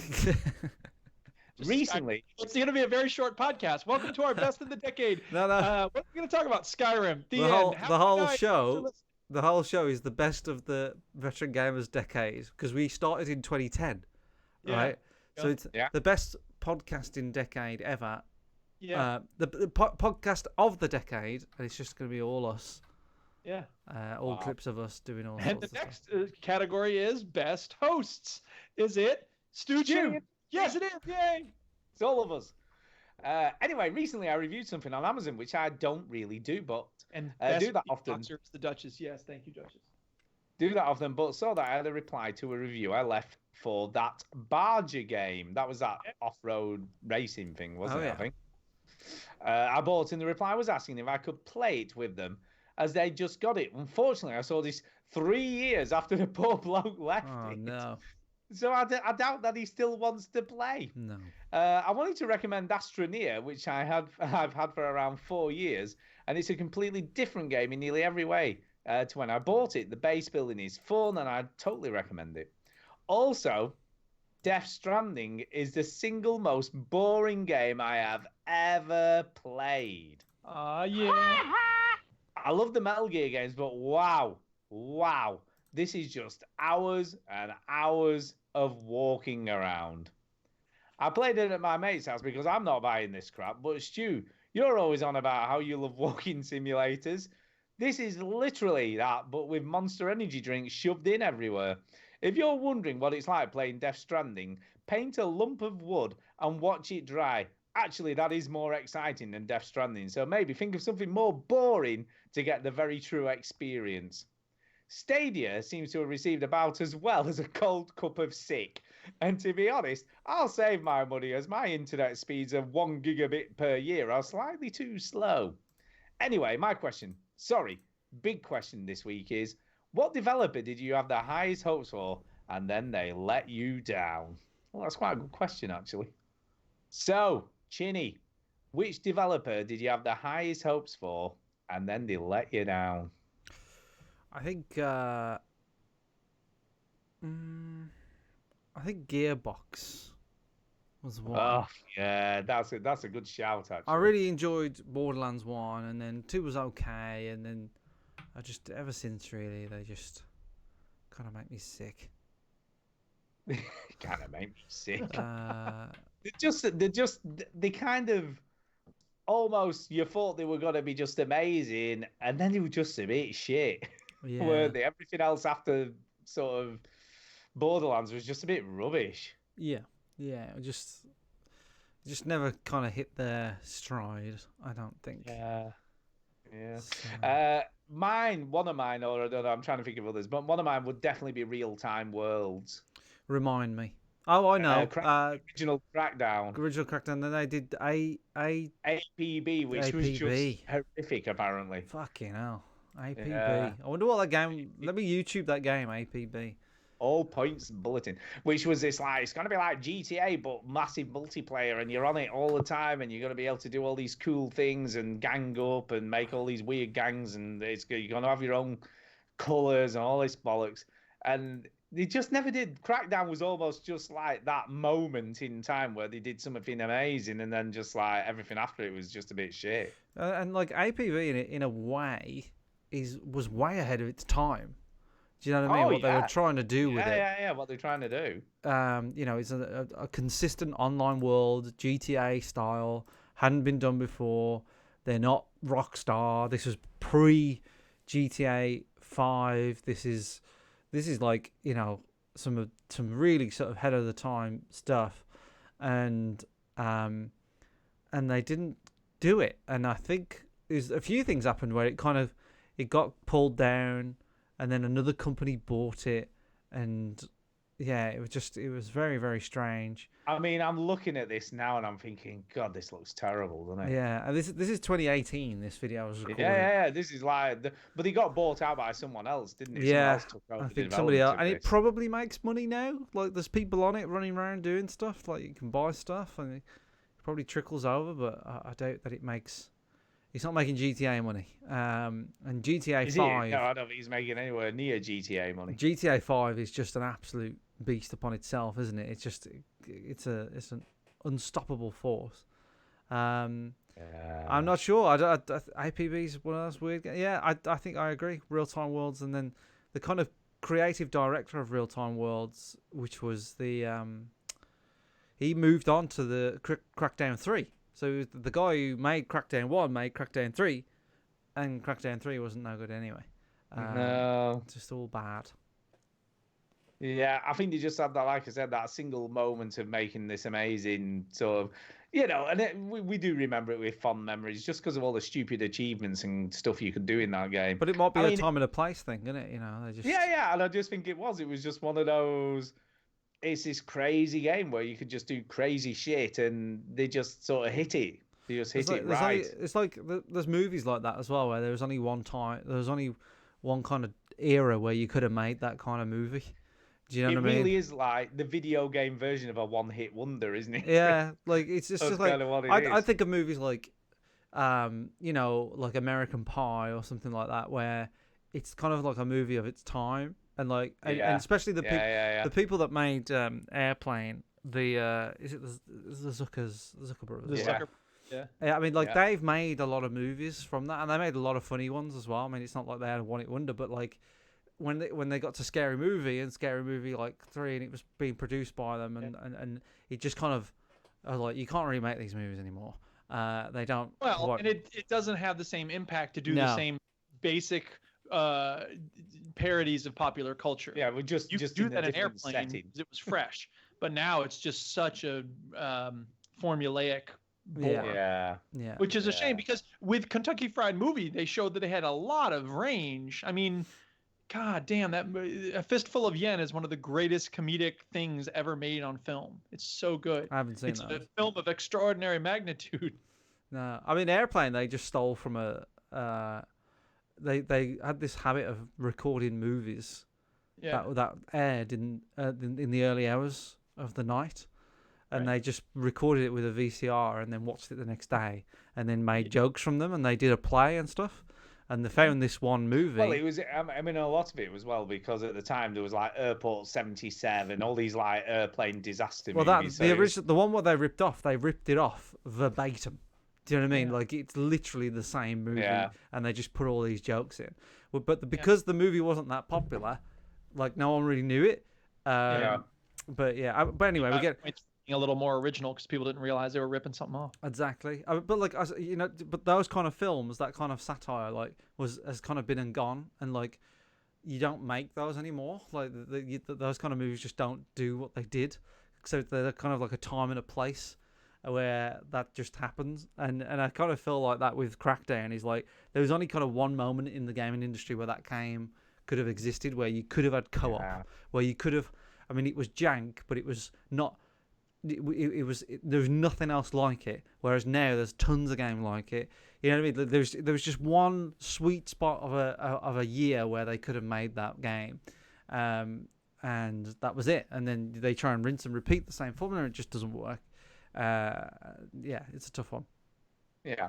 Any developers from YouTube that you've been disappointed with that should have done better?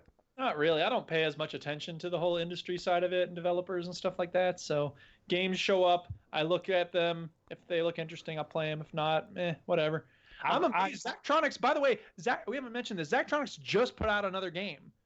Not they're like a machine at the moment.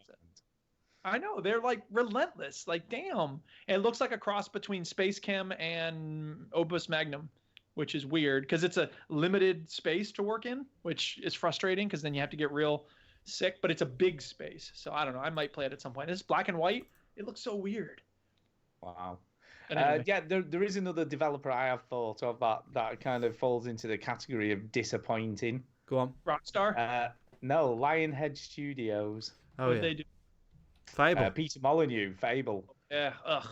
Fable 2 was pretty good, and then after that, everything else he did was a bit shit. Yeah. Fable 2 was great. Yeah, Fable 2 was great fun. Yeah. But yeah, Peter Molyneux promising and never delivering. Well, Fable 2 came out in 2008, right? Yeah, it's a long time and ago a now. lot of people were giving like Game of the Years to Fable 2, and I was like, it is definitely not as good as like Fallout 3, which also came out that year, or GTA Yeah. 5. Oh, Sorry, GTA yeah, 4. Do you know what I mean? It's a bit weird, but it got a lot of praise, like Fable 2. But I don't know. I always thought that it was kind of like an okay. It was all right. It was a There- top there 10. was a lot of problems. Top 10, top It- 5 maybe game, but nothing better than that. One of my favourite mechanics in Fable 2 was the fact that it didn't have a co-op multiplayer, but you could see what other people were doing. Yeah, but like he sold Oh, that really badly though, because he Yeah. said that you could be in other people's games, and then you just ended up being an orb in somebody's game. A bubble, like a little Yeah, bubble thing. which was really kind of. He pulled the wool over your eyes a few times. Peter. Of course he did. That was Peter Molyneux all over though, wasn't it? It was like, what bullshit can I tell people? That's almost the truth, but not quite. Mm. So, anyway, thank you, Lewis. That was a good question. We like questions like that. He says, anyway, that's all from me. Merry Christmas and bye for now. So, thank you, Lewis. Right, next email tonight is from Kev Westerman. Kev. And he says, what's up, V Gamers? What's that? Insert pow, pow, pow, pow sound effect now. Okay. Or not. Here, I'll insert it. fired!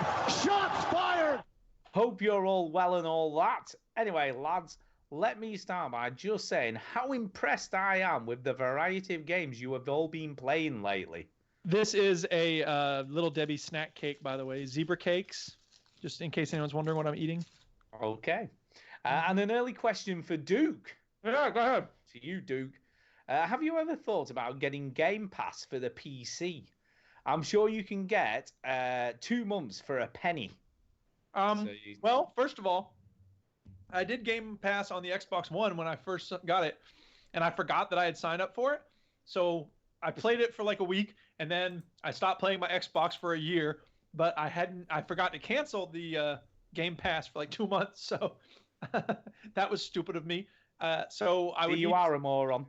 Yeah, I have thought about getting it for the PC, but my problem right now is not lack of games to play. I have plenty of games to play. That's really not the issue. So the idea of me signing up for more games is just ridiculous, especially when Steam's having a sale right now, which, by the way, I have not spent a penny on anything. Because I've bought a lot of games recently. I have all these free games from Epic. Let me just read out some of the games that I have in my game library that I haven't touched, okay? Apex Legends. I know I didn't pay for that, but whatever.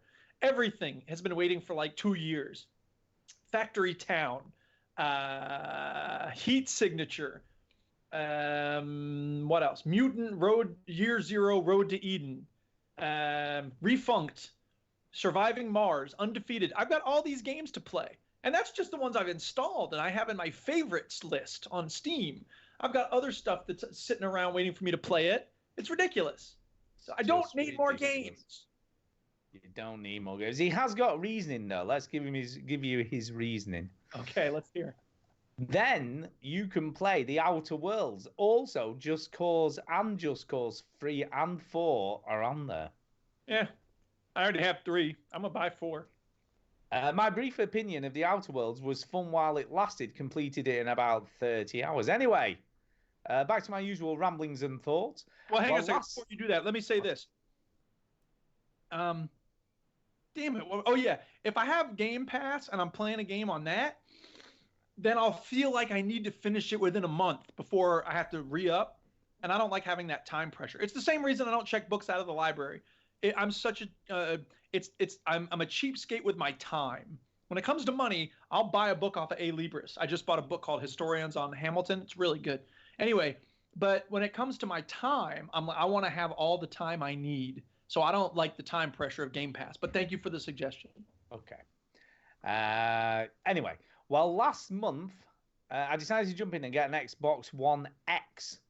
Ooh. A little late in the cycle, I hear you say, but I did in fact have an Xbox One when it launched. I sold that off fairly quickly. Anyway, I decided to opt into the £25 per month package, what you can get from Game. You get the Xbox One X and the Ultimate, and after 12 months, I get to upgrade to the next Scarlet. That's right. A little like a phone contract. Not a bad deal considering I was paying £50 a month for Nespresso. Wow, who does that? Yeah, you could go part of the Nespresso club. That's a big expense for coffee. Oh, yeah. Needless to say, it's forced my PS4 and Switch into early retirement. Wow. I can't see me using the PS4 for anything but PS exclusives. I was also accepted into the xCloud public preview, so that feeds my need for handheld-ish gaming. Damn. I know it's been said a few hundred times on here, but fuck me, Games Pass is a steal. As for xCloud, yep, that shit works. I have been playing Forza Horizon 4, Borderlands 2 at work on my 4G, and it just works. Xbox gave me access to 50 games that are instantly available for streaming over Android phone. The irony that I'm using it on a Google phone. Ha ha ha. I even had a few rounds on Gears 5. That was a little slower connecting to servers on 4G, but near perfect when connected to Wi-Fi. Trying to play WWE 2K20 on 4G, but can't tell if it's just glitchy or the network or the game. The only issues I've had is playing on a small screen. I'm excited to see how this plays out next year and if they plan to have xCloud available to connect stream to TVs. See, I don't know sorry, is there more? RIP Stadia is what he basically says after that. So I had a student who, I don't know if I told you about this. I was wandering around the room one day talking, like expecting them to be paying attention. And this one kid's staring at his phone. And I was like, oh, dude, shoot him up. What game is that? And he goes, Call of Duty. And I'm like, yeah, but what's it actually called? He's like, no, it's actually Call of Duty. Like they made a version for the phone, and I was like, Yeah, who yeah. wants to play Call of Duty on their phone? That just looks ridiculous. Sold a lot of money. Yeah, do you want to hear something funny? The majority of players who play Call of Duty on the phone play it on a PC. It's just so weird to me. Yeah, so you can't actually play it on PC. So that's what people have been doing. Oh, Stu, some news for you, just in case you missed it. Beat Saber has been bought by Facebook. Yeah, I did know that. I hadn't put it in the news this week, but yes. Facebook have purchased Beat Games and Beat Saber outright, so they own it now. Lovely. So there you go. But it doesn't matter. It doesn't affect me, really, because I'm in the Oculus universe anyway. So, And also, you're stealing it. I'm Is also Rayman stealing songs for it. Yeah. Is Okay, gents. Question good? discussion Rayman time. Legends any good? Is Rayman Legends any good? Brilliant. It's an amazing game. It's free on the Epic Store. Yeah, it is. Yeah, I should have mentioned that great. as well. It's a great game. Great game. Really good game. Eh, Totally, you need to totally get it, Duke. It's very I'll good. get it. I'm just not going to install it. Okay. We are approaching not just the end of the year, but the end of the decade. What would you consider most influential gaming platform of the decade and why? Steam, because it's awesome.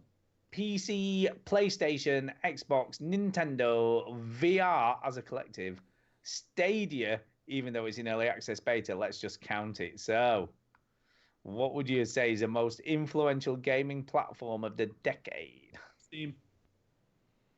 Meh, I don't know. I don't know about that. What do you think? Influential. I think. Most influential. I think we're in it. I think Game Pass is fucking everything up. It's probably Xbox. Yeah. Do you know what? I've got to say, I kind of agree. Yeah. I kind of agree because as good as PlayStation is, and I'm not that interested in Xbox, so I'm probably not going to get one. And VR's kind of taken over me anyway. I'd say Sony for VR, right? Because obviously they've really pushed that shit on there and made it accessible to a lot of people for a very reasonable entry, level.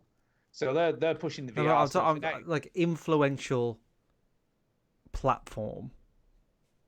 I mean, yeah, it's got to be Xbox, man, and Game Pass. I think Game Pass is an absolute genius idea. when you look at where Xbox was in 2013-14 when they launched the Xbox One, Yeah, they were in a terrible place.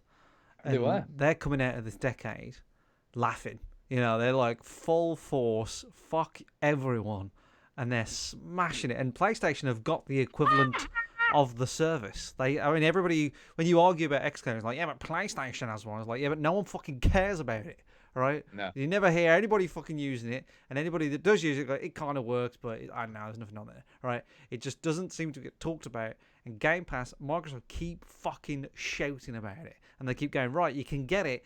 I'll tell you what, we'll give you fucking money to get it. All right, like it's ridiculous how good of a deal it is. I think the other massive thing with Game Pass, so PlayStation now allows you to play literally tons and tons of PS3 games and quite a few PS4 games now. They've got a lot of stuff on there.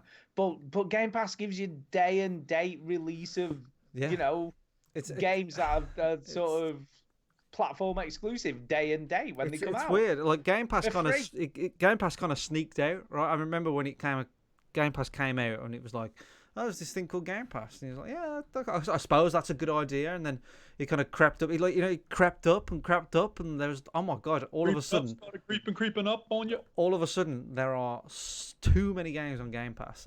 My brother got back into gaming last year, and he got Game Pass, and he's just spoiled. Like, you just get spoiled. And you really don't need to buy another game if you have Game Pass. You'll have a regular enough stream of games come in. But I'm an idiot, so I do, and I buy new games. We do that all the time. Freedom to play what you want to play, not what the man tells what you the to play. fucking man tells me to play. Yeah. But it's then it's £1 or £8 a month or 15 quid a month if you get it on everything. But they give you like a £1 for 3 months deal, and it's just fucking nuts. It is crazy, and you can, if you do a console sharing scam, it still works unbelievably. So everything that I buy, if I basically I sign up to Game Pass. Chris, who shares my Xbox console, family sharing kind of thing, He gets it. He gets Game Pass, and he can download whatever he wants on there as well. It's nuts. It is nuts. It is nuts. He finished off his email by saying, "There you have it. 2 months of email in one. There you have. Keep up the good work on the show, and hope to see you guys back streaming soon. If you're too busy, get some guest streamers on. You can count me in. Until next time, peace, kiss." He's put a kiss on it. Bless him. There you go. So thank you, Kev. That's Thank you, very Kev. kind. Kiss Kisses back. There you go. Always appreciate a kiss. Always appreciate a DJ kiss on the end of the email. Murgatroyd says the Wii U is the most influential platform. It certainly was. I think he's joking. Oh. Yeah. Oh, Wii U. I'm Yeah. sorry. Wii U. Wii U. The Nintendo Switch. What about that? He didn't mention that. What do you think? Like as a I don't know. But it's not influencing other ones, is it? Like Nintendo are kind of you're like right. they're doing their own thing. And when you think about it, with the Switch Lite, they've doing his own thing. the Switch Lite are just kind of going back to it's just a handheld gaming device now. Yes. And the normal Switch is kind of like a go-between. So I wouldn't say it's influencing like Xbox or PlayStation. I'm like, right, we've got to have a console that does both handheld and, but with Game Pass, like PlayStation and Stadia, and they're all shitting themselves. They're like, fucking hell, we've got to do something. See, I'm going to make a prediction now. God is doing it. A prediction. As far as influential things go, I'm going to say the Oculus Quest is going to influence other new VR that comes out in the next year or two, which will be they'll all be trying to go wireless. I think it's pretty obvious that Oculus is going to make a new one of the Quest. But I think other like HTC and Valve will be trying to get theirs wireless as well, because everyone wants wireless. No one wants to be connected to shit. I wouldn't be surprised. I mean, that's the next war, I think, with VR. I mean, I kind of put VR in its kind of its own category. I don't put it, VR's like something else that's happening other than the consoles, and you know what I mean. And I think the next thing that happens with VR is that it all comes down in size. Do you know what I mean? It all comes down in like how light it is and how easy it is and how long the battery life is, and it's that kind of war that goes on now. And yeah, I think you're right. It's probably one of them, HTC or Valve will come in, doing something. PlayStation might come in and do it. I don't know if PlayStation. PlayStation. I predict as well. Possibly PlayStation's next VR headset will be wireless as well. I think that'll be definitely. I don't know if they'll do one again. I'm not sure. Oh no, there's big talk of PSVR. That thing sold gangbusters, man. They sold millions. Couple of mil. 6 million or so. They've sold. Meh. They've sold a lot of VR headsets. Rockstar sell 1 billion in like 24 hours. Apparently, Sony said that's one of their primary. Rockstar, isn't it? Yes. Yeah. One of their primary focuses with the next PS5 is going to be VR. So I suppose when you look at it like that, they can definitely bank on Microsoft not doing that. All right. Oh yeah, no, and he's come out this week, hasn't he, Phil, and said that we're not interested. Phil's been quoted saying our fans do not ask about VR. That's what he said. Yeah.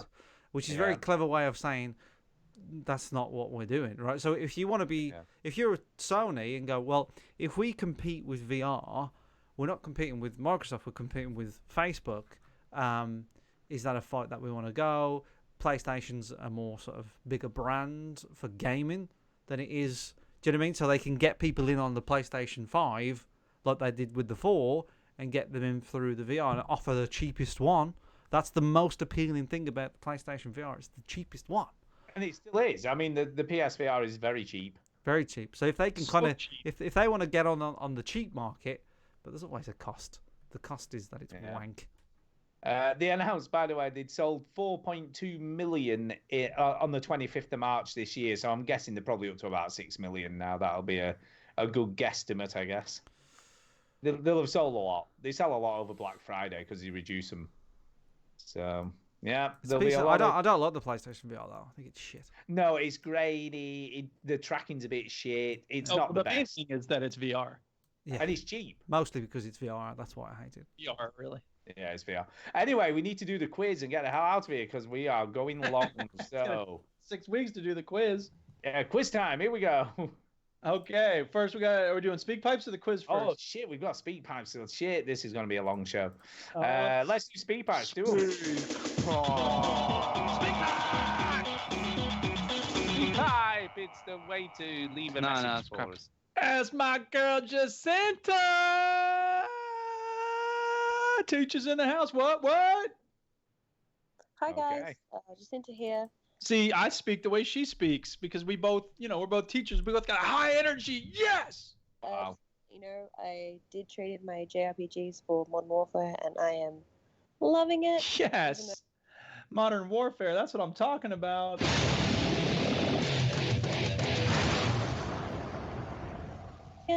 Even though I thought I would suck way more than I did.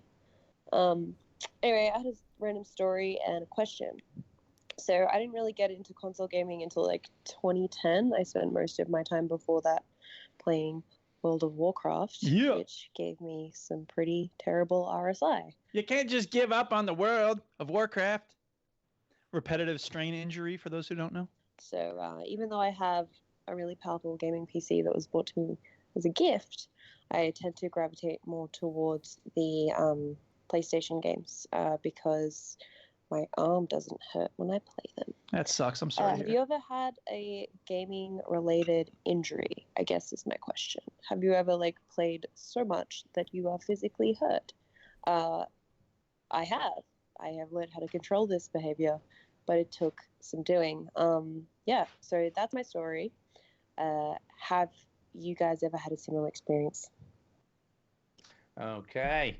So Okay. injuries related to gaming. Surely VR, you must have injured yourself. So. Yeah, I was just gonna say I've injured myself very slightly when I very first got the Quest because I was playing Beat Saber, lost track of where I was in the room, and wrapped my knuckles on the TV unit, which really hurt. Maybe it's really stupid to play a game with a bucket on your head.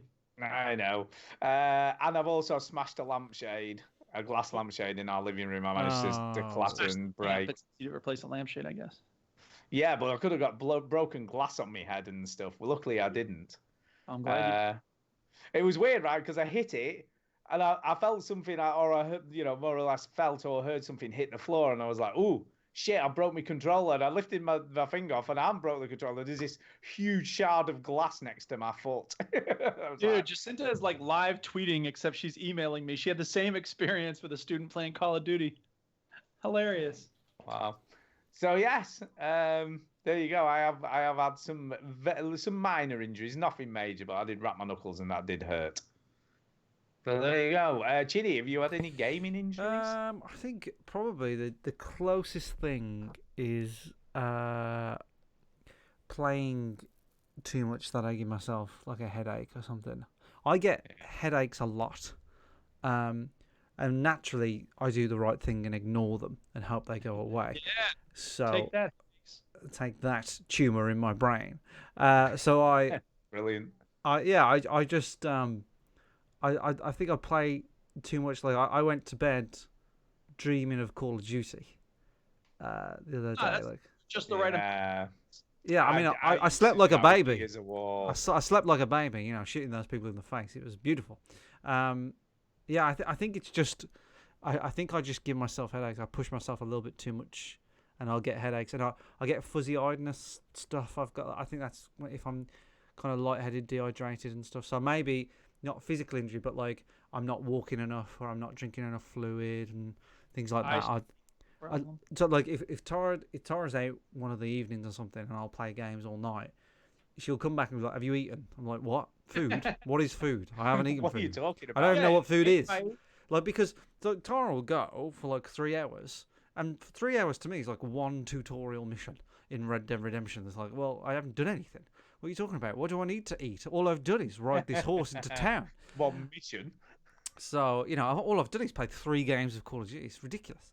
And then you find out that you played 10 games, and it's 3 hours later, and just time's really it goes really, really quickly when you play video games. So I think it hurts me in a way where I don't look after my body enough. I'm the same way. And the other thing is the main problem I have with it is that I'll tense up when I'm playing Call of Duty, especially, or Rocket League, and so I have to train myself to be aware of how my body feels and like let go of the tension, so that I don't end up spending an hour with my shoulders and neck. By the way, that just reminded me, Drew. You know when you were playing Rocket League earlier and you couldn't see the comments? Yes. Somebody had put in the chat, well, somebody's a bit moody or something like that. Guys. It's just like that all the time. Yeah. I'm just like that all the time. That's what I mean. It was quite funny that someone obviously didn't realise that's just you. So yeah, that's kind of funny. DJ Murgatroyd says, I got repetitive strain injury as a teenager playing Dead or Alive beach volleyball. Yeah. He means masturbating. That's what I think he means. Yes. That's what I think he means. Well, DJ Moga, are you actually a DJ or is it just your initials? Don't because talk another to him fellow about DJ, DJing. No, DJ, you're not a you know, DJ. Fellow D. Shut up, you. I'm a mixer. I'm mixing shit. As a DJ, I'm mixing shit, man. So a DJ is. I can be a fucking DJ if I like. So fuck off. Jesus Christ. Right, let's have the other speak pipe. Okay, here's the next speak pipe. It's from who is it from? It's from Derek. Derek Signs. Here we go. Ooh, music as well. Hello, veteran gamers. It's Derek Saint again. And after recently being shamed by Mr. Pilch Pine Mash Weed and the Boss Weed into buying a new microphone because of the bad sound quality on my old one, I thought I'd send you a speak pipe using the new microphone. So you get the same old crap, but it'll probably sound... But you sound great. A bit clearer. And it has inspired my questions for this week. Questions, I suppose I should say. And the questions are, what are your best and worst tech purchases over the last, let's say, 5 years? And I'm going to make a rule that it's not to be connected directly with video games. So for me, the worst tech purchase, probably my bread maker, which I bought about 18 months ago. Used it about 3 times and ended up giving it to my sister. Didn't quite work out the way I planned. Whoops. And best tech purchase, probably my internet mobile phone. I know they're all internet mobile phones these days, but it's the first one I had, and I can see its uses, but I hope I'm never going to become a internet slave where I'm tethered to it 24 hours a day, staring at the screen blankly, which a lot of people seem to do. But yeah, I can see it's a very useful tool for a lot of people. And I think that's it. So it's getting to the end of SpeakPipe, and I just say, keep on gaming. Yeah, best tech. Well, can I just say, I think his other microphone sounded better. Well, he certainly is. I think he's far away from it. You were very quiet there, Derek. Yeah, Derek. I don't know. I couldn't tell who was playing on the controller. Is that Duke or is that him? No, I think that was him. Or was that you, Duke? No, that's me. I'm taking a break from paper grading now, and I scored a goal while I was playing that. Jesus. Jesus Christ.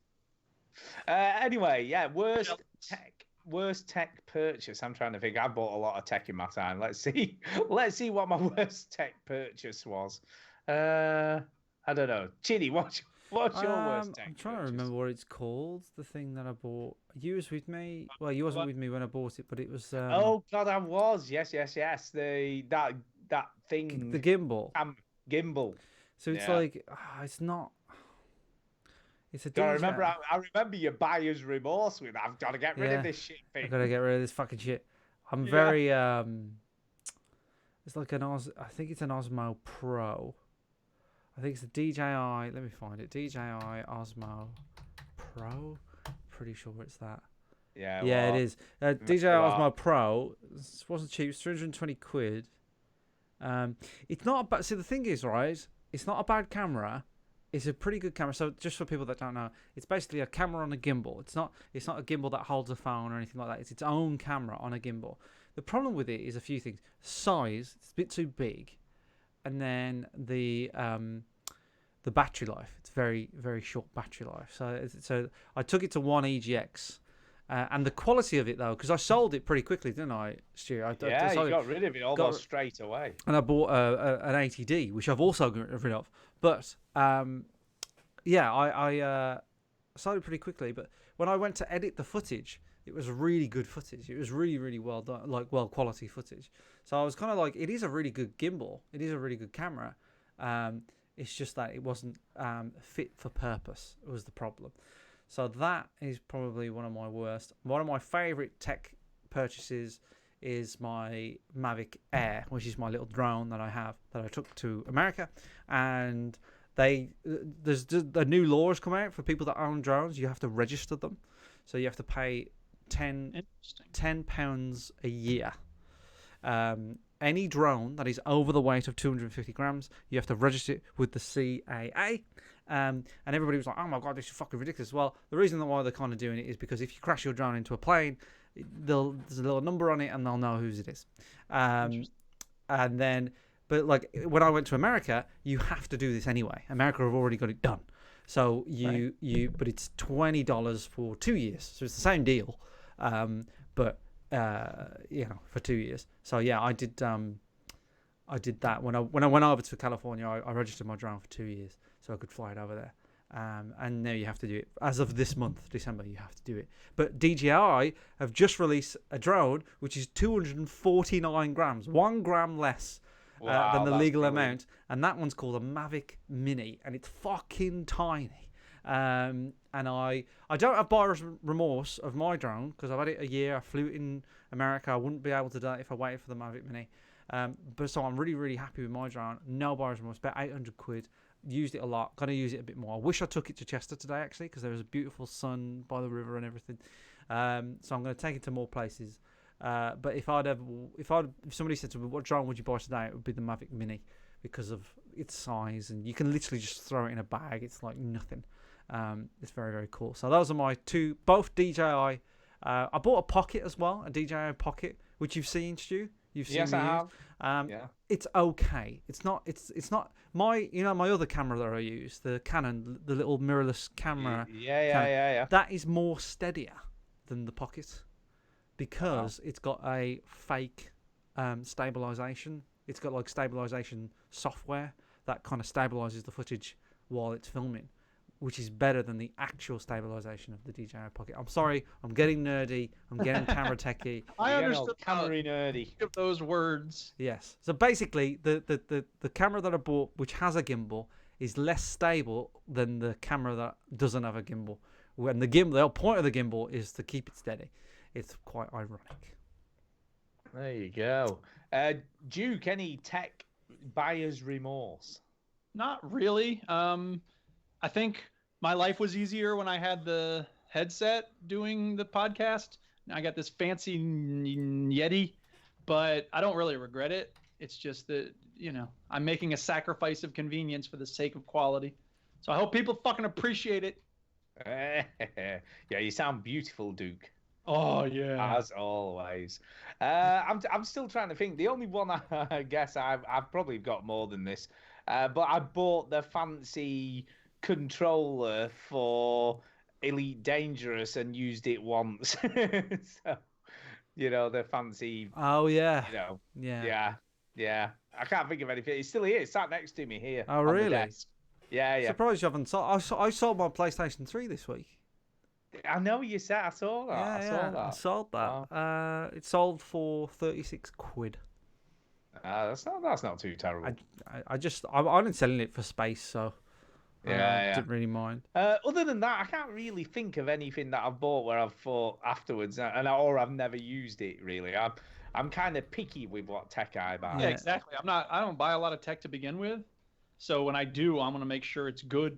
I do. Yeah, I'm pretty picky. What is the name of your Elite controller? I have no clue why. Because you're DJ No Clue. Yes, no, nice. no. clue. I was gonna go like YouTube it and put it on the video, but that's fine. I don't know. It's a controller thing with a trigger. Fine, Anyway, it's quiz time. Let's do some quizzes, man. All Let's right, get this quiz done. All right, somebody else has to Wow. pick the number because I ain't picking shit. Yeah, Chidi, you go for it this week. 63. Oh. There you go. 63 is a good number. welcome to the Veteran Gamers Quiz of Yesteryear, round 11. Quiz time, motherfucker. Quiz time, motherfuckers. Who the hell just stole my bit? Take you back to March 25th, 2011. Use this sound clip at the start of the next quiz. 63. And this one. Fucking tits. I am not your performing monkey. Hello and welcome to show 63, that is, of the Veteran Gamers podcast. Yay, 63. I'm the daddy. Ugh, Stu's bitches be giving me the clap, son. You're not our daddy. I'm not. I'm not That's your the definite daddy. article. The I guess I could be your dad, Chinny. I reckon I'm old enough, am I? I don't know. I don't know. How How old are you? old are you? Question 1. How old Oh, is no. Stu? Uh. Say he's fucking ancient after the beep. Beep. Oh, how old was Hold I on, at hold that on. time? 2011. I'm going to try and work that out. 2011. Yeah. Oh, 2011. So I'm 20. I'm Okay, I think I know how old I was, but I could be wrong. I know how old. I think I'm 26. Yeah. I think I was 38 at the time. I was 38. I wasn't even 40 back then. No, and I'm 4 years away from being what you were then. So it's either 38 or 39. Can't remember. One or the other. Go for it. Oh, sorry. Here we Yeah. go. Hello. Stop playing fucking Rocket League. Answer is...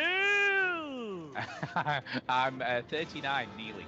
Hey, look at that. No, Oh, 39 nearly, so I was 38. Unless Yeah. you had a very, very It's possible. reckless childhood. hyperactive child. Well, you never know. I may well have done. Who knows? Maybe Chinny be a product of Stu testing his produce, eh? Question 2. Duke, being the great teacher that he is, likes to take the piss out of his students as much as he can. So this kid is drawing a picture of his brother, and he's like, and a lot of them are like, I don't know how to draw. I'm like, here's how you draw a shirt. And I drew a very rudimentary shirt, and just do it like that. And so they all just copy that down. That's fine. So then he goes, hey, how do you draw the Halo logo? So, did your brother play a lot of Halo? Yeah. I'm like, all right. And so I was like, I don't remember off the top of my head. Let me go look it up. And I look it up online, and then I go to the board to draw it, and I write, Say what he writes after the beep. Beep. Halo. No, I don't think I wrote Halo. I Because don't that is the know. logo. The logo of Halo is Halo. Oh, yeah, that's right. I think it is. You're right. Yeah, it could be that. It's hard to do a quiz and play Rocket League at the same time. Yeah, well, stop playing. And the answer is... I have very bad taste in video games. Ah. Ah, nice. And he goes, that's not the Halo logo. Wait a minute, what? It took him a minute. I was just like, Classic teacher tomfoolery. Question 3. What the fuck is Chinny talking about? Well, I got it back from my mate, right? And I started it on hard, and then I just kind of finished it. And I forgot how good that game is. Yeah. Deleted game title. It's a good game. It's a very good game. I enjoy it. I think it's fun. The controls are a little bit. You forget them easily because they're quite weird if you haven't played it for a while. But it doesn't take you very long to get back into it. So if anybody hasn't tried it or hasn't played it for a while, I urge you to try it because It's a cool game. I remember that is. bit in the offices where you were clambering around the roofs of the offices and stuff. Trying to keep outside was a really cool section of the game. You know, it I has know what cool this is. stuff going on. I know what it is. I know what this is. I know what this is straight away. I remember exactly when I said that. Say it. Splinter Cell Conviction. No, Is it not? I don't think, I think so. it is. I think it is. Oh, it might be. I think it What are you is. gonna say, Chinny? No, I think Stu's right. I think Stu's right. Say that. I was going to say Fahrenheit. No. Splinter Cell Conviction. 100%. I think you're right. Let's find out. forgotten about it really quickly. You know, and that bit where you become super overpowered when you're escaping Yeah, from. yeah. Well, that was one That's of got to the be bits I Fahrenheit. played. That's all about David. It's Splinter Cell Conviction. Yeah, it's a great game. Answer and question after the beep. We already answered Beep. And the answer is... Splinter Cell Conviction. Hey, Stu was right. And That is a straight great game. away, 'cause I remember there's the office bit where you're taking them, they're doing the Yeah. takedowns from the window outside. That is a great game. I want to play that again. I love that. Absolutely loved it. Yeah, it's a good game. Yeah, good game. Okay, here's the next one. Right. Okay. Called. Is it about naked men or something? No. It's called. The website is called Fat, Ugly, or Slutty. Which one is Stew? You mean Stew after the beep? I don't even remember that. I don't either. I don't think remember I'll ever like saying it. that, but obviously He's all three. Your own weight. Ah, I'm all three. I don't remember this.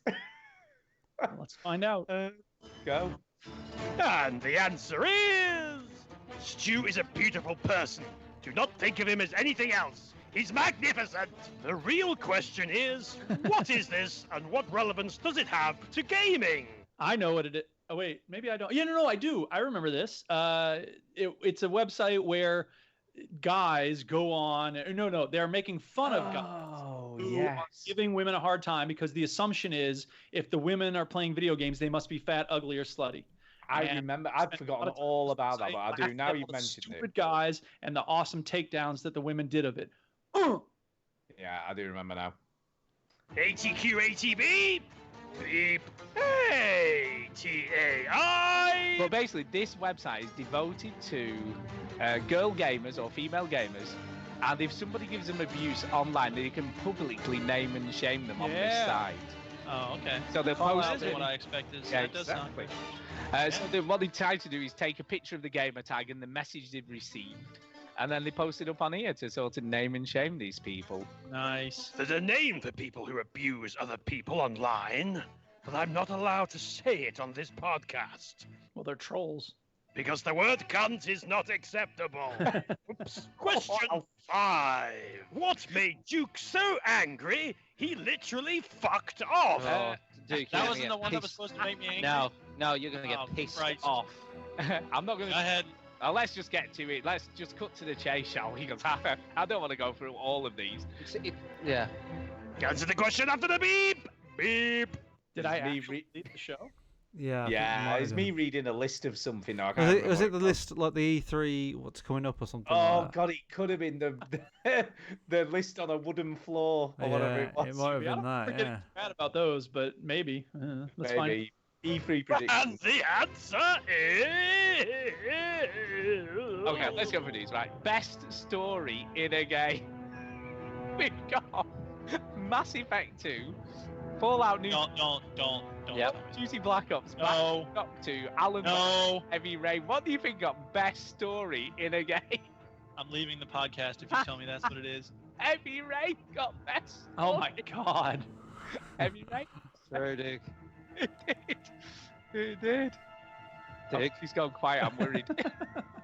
He's gone. I actually left. Yes, he's gone. Oh no. Hey man, left I don't it out. make empty threats. Thought I was lying. I need to go vomit. Yeah. Oh god, he really has gone. Yep, he's gone. He really has gone. That's like the second time I've pretended to leave the show. It is, yeah. Oh no. That's why you thought I was lying. He's really gone. Yeah. He's actually gone off the call. I know. Like, this Yeah, is- you hung it's used up. to I be a forgot big that you deal. hung Now up. I'll do it for like no reason. I know, yeah. Let's take a dump. Yeah, we didn't get that. That was obviously some game awards. I gave Heavy Rain best story. Well, oh god, that's a good See, reason. don't leave, Duke. Stay. Just. I'll stay. There's no. You're not getting rid of me that easy. I'll bet there's gonna be game of the decade shit that's like Heavy Rain did a lot of great things. And I don't think so. I think most people forgot about that now. And inside. Question 6. But that's sorry, since you mentioned it, Stu. That's one of the things that people like to do with these end of the decade lists is like, remember this thing people forgot about. So I wouldn't hold my breath to say that nobody's gonna be showing love to Heavy Rain. Blah. We'll see. What is fucking happening? Oh, shit! Oh, the time machine's gone crazy! Shit. Bear with me, 1 second. Let's quiz time, motherfucker. Oh, fucking hell. I have no idea what just happened then. We appear to be in January 2019. which was like a few months ago. What? Bear with me. Interference coming in. 1 second. Fucking hell. Hello, veterans. My name is Lewis. Lewis, what in the name of Wankerfon? I've been listening since 2015, so I was 13 at the time.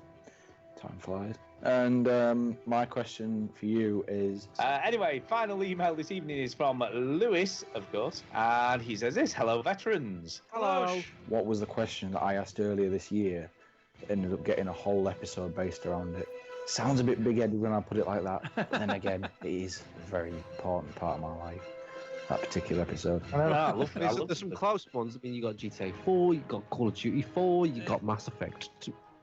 Yeah, 2, yeah. Oh yeah, Mass Effect 2. Portal. Wow, you know, some good games. Half-Life 2. There's a lot of good games in that thing. Eco's a great game. Yeah, that's true. Fucking hell, Half-Life 2 as well. Answer the question after the beep. And that's copyrighted. You will be hearing from my lawyers. Beep. You fucker. So, I don't understand Lewis, what's on here. I don't. Lewis He sent us an email with a question, and we decided to do a I'm trying to whole show. Yeah, but I'm trying to understand what I just heard, though. Did It's kind- Lewis send yes. him audio file? Yeah, Yes. this is Lewis now. Oh, I'll tell you, this is twisted your noodle. So Duke, this is hasn't kind it? of, it's gone a bit David Fincher on us, right? So we're not trying to think back to episode 63 anymore. No, we're thinking back to this year. Okay, that's the part that was most confusing. Well, his time machine fucked up. Did you not hear Yeah, it? did you not? Were you not listening? Although he was too busy playing Rocket League, that's why he didn't know what was going I'm on. not even playing right now, but it's a confusing way to present that ship. No, it made total sense. Okay, fine, whatever. The question: what did he ask us that we? Basically, Lewis sent in a No, I question. get the question. I'm trying to think of All what right. the answer might be. Oh, All right, okay. We devoted a whole show, but what was his question? we talked about it a little is bit the in that question. clip. It was like GTA 4. Mass Effect 2, Eco. Is it like Game of the Decade or something? Did No, it wouldn't have been because I said there's a No, lot it of good wasn't. games in there. So what does that mean? No, it's not Games of the Decade because GTA 4 came out in 2008. By the way, Heavy Rain wouldn't be discussed in Games of the Decade because it was 2009. Oh, thank Correct. Games of the Millennium so far. I think it was. I think that's what it was. What? Was it Games of the Millennium or something? Oh, Was it really? I mean maybe, but Seems a bit vague. Because Eco was one of them. yeah, I don't. Was it games of the It could be a certain the year. How 360? can we not remember? That was this year. The three. I can't remember what I did yesterday. Yeah, Yeah, we can remember stuff from show 63. Yeah. But we can't remember something that happened this year. Shit, that's Alzheimer's for you. I can't think. I think is it like just games of the 360 PS3 era? No, I think it's games of the 2000s. well, no, because Eco was PS2. Yeah, but a version of it came on the PS3. Yeah, no, I think it's games of the 2000s. Well, let's find out. Or is Alright, it up to 2010? What was your game of the early 2000s? Yeah, up to 2010 it was, yeah. It just dawned on me then. There's probably like a clip of it here, but 2020 is less than a year away, and you'll have to decide on your game of the decade. How is he getting his way? But what was your game of the decade for 2000 to 2010? Who brought up this topic? Lewis. Right, Lewis. You get 10 points. Congratulations. Wow, that's nice. Good job. 10 points. They're my 10 points. I'm claiming them points. No, no. all right. See you later. Cheers. Lewis, you can't just come onto someone's podcast, do a question, and try and take over the show. That's just really rude. You wouldn't see me doing something like that. On an unrelated topic, that's it for episode 11 of the Veteran Gamers Quiz of a Yesteryear. Pick another number, and I'll try and actually stay there this time. It's quiz time, motherfuckers. And I've got my first question for you. Derek, you can fucking wait. Brilliant. I'm gonna go with this one. I'm gonna go 1-1-1. Oh, 1-1-1. All the ones. All the ones. 1-1-1. Well done, Lewis. Apologies, I guess, for not remembering straight away what it was you'd asked us. But there you go. I turned down a street today, and I forgot that I turned down that street. That happened Wow, today. that is definitely a sign. All right. As Redman once said, "Remember you, lady? I forget my last name." Remember me. Yeah. Right, that's it. We need to get the shit out of here because fuck me, It's this time for a show's shout-out. gone on a long time. By the way, have I'm you? going to shout out. Go on. Oh, sorry, no, go. so no, Karen. I'll leave it for my shout out. Go. Go. I'm going to shout out Derek for being involved with said quiz potentially, I'm guessing, at some point. Obviously, shout out Jay for all the hard work he puts in every week putting the quizzes together. And shout out Lewis for being a guest quizzer. Yeah. So there you go. That's my shout outs. I'm done. Go ahead, Shinny. I'm going to shout out me. Oh, yeah. All right. Oh, you. And little brag. Look, by the way, I don't know if anybody's noticed, right? But the show goes out on a Monday. Right? Yeah, I just let him get on with it. It kind of now. I don't even silently bother. goes out, and no one has said a fucking thing. No, they haven't. It's funny. isn't it? No one cares. They're quietly gnashing their teeth, and I don't want Just, to. like, there's a few things that had happened. I said, like, everybody's going to be so pleased. Stu said everybody's going to be outraged. No one did anything. No one cares. No one cares. So now the show goes out the day after it's recorded on the Monday. So shout out to me for doing that. Thank you, Mike. Yeah, shout out to you, Mike. And shout out to iPete. I was texting iPete today. I haven't spoken to him for a long time. I like iPete. He's a great guy. Yes, he is. There you go. I will shout out Jacinta because she rocks. She And does. does rock. shout out the Duchess and Jay and Jay rocks. Yeah, I love those quizzes. They're great. And I'll shout out you guys because I love doing the show every week, and you're fun to be with and hang around and talk to. And shout out the Duchess because she made an awesome Thanksgiving dinner. And shout out all the native people whose land we took. Haha. Yep. And shout out Psyonix because Rocket League's a great game. It is And they gave me my stuff back. So nice. Brilliant. And that's it. Is that it? We're done? Is We're that done. it? We're done. Brilliant. Quit listening, people. Quit listening now. Yeah. Right now. Bye. Bye. Get off fucking Rocket League. Yeah. Stop playing that game. He's not playing the outro. No, I know. Has he just gone? Has he literally just cut himself off because he's an idiot? He has, hasn't he? That's so funny. That's what he's just done. Let's He didn't do message the him. outro. Let's He just message him. cut himself off because Let's he was message too him. distracted No. playing Rocket League. Hold on, I'm Oh gonna no, message he's him. not. He's half connected. Oh no, he has. He's just gone. Yeah. What He's an typing. idiot. He's typing. He's put, oops, I didn't mean to hang up. Wrong button, lol. back oh on, well, get have back a good on. night. I'm No. sure he'll put the outro in himself. No. He'll be fine. We need the outro. We need the outro. I know, it's weird. How weird is that? So I think that's the first time ever we've not had the outro while we've been recording. Oh god. Oh, well, that's right. Outro. Oh. Okay. Wow, are you back? He's back. Back. That's Play the just fucking weirdest outro. thing Play the ever. outro. All right. Hang on a second. I Matter gotta, with Too you? weird without it. Yeah, it is. I gotta save this file. It's too big to leave in the clipboard. Wow. Jesus. It's gonna take a second. I won't be able to sleep Wrong tonight. button. I won't be able to sleep tonight if you don't play the outro. I know. I just said that's the 517, first time that's happened ever. 517. 517. 517 it is, yeah. The name of the episode, by the way, I've come up with "Take your VR out your arse," which is one of the words. Nice. I think that's what you said, Stu, earlier. Possibly. It's possible. So I'm gonna. That's the name of the episode. Out of your ass. There you go. Won't you? Won't you? Won't you? Won't you? Won't you just switch off the television set and go and do something less boring instead? Sitting at home, watch TV, hurry up, slow good to me. Won't you? Won't you? Why don't you? Go, go, go! Jesus. You know what? I actually breathed a sigh of relief when you played that outro. I was like, oh, thank Yeah. Do you know that is the weirdest end to a show ever? And for the people listening, you won't realise this, but Duke just like hung up. Just hung up without doing the outro or anything. We're like, what the hell's going on? I thought we had played it. I don't know. I don't know what I was thinking. Oh my god, we're all getting Alzheimer's. What the hell is happening? Jesus Christ. All right. Is there anything else we need to do, or can we end this now? No, I think we can end it now. End it Okay. now. Just End end it. it.